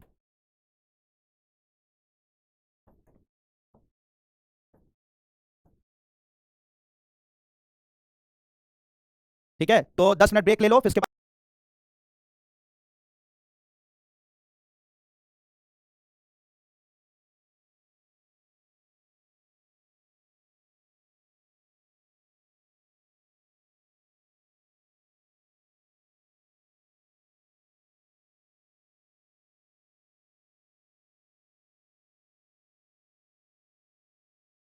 रखिएगा कि जो लोग गुस्सा होते हैं, जिन्हें गुस्सा आता है होते हैं, अगर मुझे तुम्हारी हम लोग आगे बढ़ रहे हैं तो अभी ये जो नैनो टेक्नोलॉजी का आपको एप्लीकेशन समझ में आ गया कि कहां-कहां इसका एप्लीकेशन होता है, किसकी जगह पर इसका एप्लीकेशन होता है, पूरा का पूरा मैंने डिटेल में आपको बता दिया। अब इसके नुकसान क्या है? फायदे तो आपने बहुत देख लिए, इसके नुकसान क्या है? तो सबसे पहली बात है मेरे प्यारे बच्चों कि अभी तक हमें इस बात का पता नहीं चला है कि नैनो टेक्नोलॉजी का कहां पर हमारे शरीर में किस तरीके से असर होगा। तो नैनो टेक्नोलॉजी कहां-कहां असर डालेगी, किस-किस तरीके से असर डालेगी, ये जो केमिकल्स हमारी बॉडी में जा रहे हैं, ये नैनो रोबोट्स हमारी बॉडी में जा रहे हैं, वो कहां तक असर करेंगे, कैसे असर करेंगे, इसका हमें पता नहीं है। ठीक है, क्योंकि अभी हमें इसके बारे में बहुत, देखो कोई भी चीज जब हम टेस्ट करते हैं तो उसके लिए कम से कम 20 साल 30 साल का वक्त लगता है कि उसका पता चले कि उसका असर हमारे शरीर पे क्या हो रहा है। तो अभी क्योंकि बहुत अर्ली है, बहुत जल्दी है, तो अभी हमें पता, हम इस बात का पता नहीं कह सकते कि इस चीज का असर ऐसे होगा, इस चीज का असर ऐसे होगा। ठीक है बच्चों, एक ये चीज। दूसरी चीज ये है बच्चों कि अभी जो है हमारे पर्यावरण पर इसका क्या असर होगा, इसका भी हमारे पास आंकड़े इकट्ठा नहीं है कि हमारा ये जो नैनो टेक्नोलॉजिकल प्रोडक्ट है उनका जो है वो आंकड़े मतलब कि हमारे पर्यावरण पर क्या असर होगा, इसके भी आंकड़े उपलब्ध नहीं है। तो इसलिए इसका ये भी अभी डाउट में है कि हो सकता है हमारे शरीर पर उसका नुकसान हो या हमारे पर्यावरण पर इसका नुकसान हो। इसके अलावा ये बहुत सारे नैनो टेक्नोलॉजिकल प्रोडक्ट ऐसे देखे गए हैं जो कैंसर को जनते हैं, मतलब कैंसर को उत्पन्न करते हैं, तो ये भी इसका साइड इफेक्ट है। ठीक है, इसके अलावा बहुत सारे ऐसे नैनो टेक्नोलॉजिकल प्रोडक्ट हैं जो कि बहुत ज्यादा महंगे हैं, जो आम लोग, आम जनता उनको अफोर्ड नहीं कर सकती, उनको आम जनता जो है वो नहीं अफोर्ड कर पाएगी। तो एक महंगा होना इसका एक नकारात्मक इसका जो है पहलू है। और साथ ही साथ जो भी नैनो टेक्नोलॉजिकल प्रोडक्ट होते हैं उनकी शेल्फ लाइफ यानी उनका जो जीवन काल होता है वो बहुत कम होता है, यानी बहुत जल्दी खराब हो जाते हैं, तो इसकी वजह से उनको स्टोर कर पाना थोड़ा सा मुश्किल और काफी चैलेंजिंग काम है। तो ये सब इसके दुष्प्रभाव हैं, यानी कि नेगेटिव हैं किसके, नैनो टेक्नोलॉजी के, कि मानव शरीर में जैव रासायनिक मार्गों और प्रक्रियाओं पर नैनो कणों के प्रभाव के बारे में उचित ज्ञान का अभाव, अपर्याप्त विश्व विज्ञान आकलन अध्ययनों के कारण अप्रत्याशित जीनोटॉक्सिसिटी, कैंसर जनित होते हैं, नैनो कण संश्लेषण में प्रयुक्त विभिन्न प्रकार की सामग्रियों के साथ उन्मूलन और उपापचय भिन्न होता है, मतलब कैसे हमारी बॉडी पर असर करते हैं इसका पता नहीं है, अधिक महंगे होते हैं और बहुत ही कम इनकी सेल्फ लाइफ होती है, इनका कम जीवन काल होता है। ठीक है, इसलिए बहुत जल्दी खराब हो जाते हैं। तो ये सब इसके नकारात्मक प्रभाव हैं किसके, नैनो टेक्नोलॉजी के। तो नैनो टेक्नोलॉजी कहां यूज होती है मेरे प्यारे बच्चों, इसके बारे में आपको बहुत अच्छे से पता हो गया, हर क्षेत्र में कहां कैसे कैसे यूज होती है वो मैंने डिटेल में डिस्कस कर दिया। लेकिन एक्जैक्टली इसके नकारात्मक प्रभाव क्या है या इसके नेगेटिव इफेक्ट्स क्या है वो भी मैंने आपको यहां पर बता दिया कि एक्जैक्टली पर्यावरण पर या हमारे शरीर पर क्या असर पड़ता है। अभी इसका डेटा बहुत इकट्ठा नहीं है, कुछ नैनो टेक्नोलॉजिकल प्रोडक्ट जो है वो कैंसर जनित होते हैं, ठीक है, कुछ जो है और बहुत ज्यादा ये कॉस्टली होते हैं कुछ नैनो टेक्नोलॉजिकल प्रोडक्ट, और साथ ही साथ इनकी सेल्फ लाइफ बहुत कम होती है। तो ये सब इसके नेगेटिव इफेक्ट होते हैं।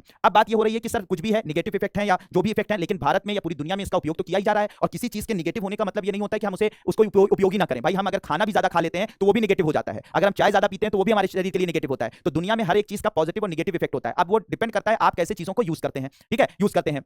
तो इस तरीके से मेरे प्यारे बच्चों, तो पॉइंट 2 यही है, अपर्याप्त विश्व विज्ञान, यानी कि हमारी बॉडी में टॉक्सिक इफेक्ट क्या होगा ये अभी हमारे बारे में पता नहीं है कि इन सब चीजों का टॉक्सिक इफेक्ट क्या होगा। तो जिन्होंने कहा कि दूसरा पॉइंट क्या था, तो दूसरा पॉइंट का मतलब विश्व विज्ञान आकलन अभी नहीं हो पाया है। अब लेकिन अभी हमें बहुत सारा रिसर्च और को बढ़ावा देना है, बहुत सारा रिसर्च को बढ़ावा देना है, आगे बढ़ना है, भारत को भी इस क्षेत्र में आगे बढ़ना है। इसलिए भारत में 2 प्रोग्राम चलाए गए। एक प्रोग्राम चलाया गया बच्चों नैनो टेक्नोलॉजी को बढ़ावा देने के लिए, भारत में 2 प्रोग्राम मुख्य हैं। एक नैनो विज्ञान और प्रौद्योगिकी mission, nano science and technology mission चलाया गया, और दूसरा जो है नैनो विज्ञान और प्रौद्योगिकी पहल, nano science and technology initiative NSTI चलाया गया। तो सबसे पहले जो है नैनो मिशन चलाया गया, नैनो विज्ञान मिशन चलाया गया, जो पहला प्रोग्राम आपको दिख रहा है, इसकी शुरुआत 2007 में की गई थी। और नैनो टेक्नोलॉजी का जो ये मिशन था, इसकी पहल ये थी कि भारत को नैनो टेक्नोलॉजी के अनुसंधान और विकास को बढ़ावा देना, यानी भारत में जो नैनो टेक्नोलॉजी से संबंधित विज्ञान और प्रौद्योगिकी है उसको बढ़ावा देना, पहला इसका ऑब्जेक्टिव था। दूसरा जो इसका ऑब्जेक्टिव क्या था, दूसरा ऑब्जेक्टिव था कि भारत में जो है वो ऐसे ह्यूमन रिसोर्स, ऐसे लोगों को ट्रेन करना जो कि नैनो टेक्नोलॉजी में जो है काम कर सके, नैनो टेक्नोलॉजी के इसके क्षेत्र में काम कर सके, ऐसे लोगों को जो है ट्रेन करना, उनकी ट्रेनिंग करना। ठीक है, ये मिशन का दूसरा लक्ष्य था। तीसरा लक्ष्य था कि हम एक ऐसा सेंटर बनाएंगे, जो ऐसा जो है केंद्र बनाएंगे जहां पर नैनो टेक्नोलॉजी से संबंधित रिसर्च किए जा सके, उनसे संबंधित अनुसंधान हो सके। इसके अलावा हमारे देश में नैनो टेक्नोलॉजी से संबंधित जो अवसंरचना है, यानी कि इंफ्रास्ट्रक्चर है, उसको डेवलप किया जाएगा। ठीक है, डेवलप किया जाएगा। इसके अलावा इंटरनेशनल कॉपरेशन, यानी कि अंतरराष्ट्रीय सहयोग, नैनो टेक्नोलॉजी के क्षेत्र में अंतरराष्ट्रीय सहयोग को बढ़ावा देना, ये सब लक्ष्य के साथ 2007 में जो है वो नैनो विज्ञान और प्रौद्योगिकी मिशन की शुरुआत की गई। ठीक है, जिसने बहुत अच्छे से काम किया, और अभी भी इसका जो सेकंड मिशन है वो चल रहा है। इसके अलावा जो दूसरा मिशन हम लोगों ने शुरुआत की, 2001 में शुरुआत की, जिसका नाम था नैनो विज्ञान और प्रौद्योगिकी पहल। ये स्पेशली नैनो टेक्नोलॉजी का जो उपयोग चिकित्सा के क्षेत्र में कैसे किया जाए, ये स्पेशली ये जो दूसरा वाला मिशन है नैनो विज्ञान और प्रौद्योगिकी पहल NSTI, ये असल में चिकित्सा के क्षेत्र में कैसे नैनो टेक्नोलॉजी का उपयोग किया जाए, जो मैंने चिकित्सा के क्षेत्र में बताया है कि नैनो टेक्नोलॉजी कैसे चिकित्सा के क्षेत्र में हमारी मदद कर सकती है। ठीक है, तो उसके लिए जो शुरुआत की गई, भारत में पहल की गई, वो क्या थी, NSTI यानी नैनो विज्ञान और प्रौद्योगिकी पहल। तो बच्चों ये 2 जरूर याद रखिएगा कि भारत में नैनो टेक्नोलॉजी की अनुसंधान और विकास के लिए 2 पहलें की गई। एक नैनो विज्ञान और प्रौद्योगिकी मिशन स्टार्ट किया गया 2007 में, और 2001 में नैनो विज्ञान और प्रौद्योगिकी पहल। ये ओवरऑल नैनो टेक्नोलॉजी को बढ़ावा देने के लिए था, और ये ओवरऑल के साथ साथ मुख्यतः इसका जो केंद्र बिंदु था वो क्या था, चिकित्सा के क्षेत्र में। तो चिकित्सा के क्षेत्र में कैसे बढ़ावा मिले, कैसे नैनो टेक्नोलॉजी का उपयोग किया जाए, इसके लिए क्या किया गया, NSTI मिशन किया गया। ठीक है बच्चों, तो ये ओवरऑल बच्चों नैनो टेक्नोलॉजी क्या होती है, ठीक है, क्या किया जाता है नैनो टेक्नोलॉजी में, नैनो टेक्नोलॉजी किस तरीके से काम करती है। ठीक है, इसके अलावा नैनो टेक्नोलॉजी का अनुप्रयोग कहां-कहां पर है, किस क्षेत्र में क्या-क्या किया जा रहा है। इसके अलावा इसका जो है नैनो टेक्नोलॉजी का नेगेटिव, यानी कि इसका दुष्प्रभाव क्या हो सकता है। ठीक है, इसके अलावा नैनो टेक्नोलॉजी के मिशन, नैनो टेक्नोलॉजिकल जो मिशन है जो भारत में लॉन्च किए गए हैं स्पेशली, उनके बारे में मैंने आपको डिटेल में जानकारी दी। अब बच्चों क्योंकि आज आप लोगों को लंबी क्लास में लेनी थी, लेकिन लगातार बहुत सारी क्लासेस आपकी लगी होने की वजह से मैं जो है ये क्लास यहीं पर रोकता हूं।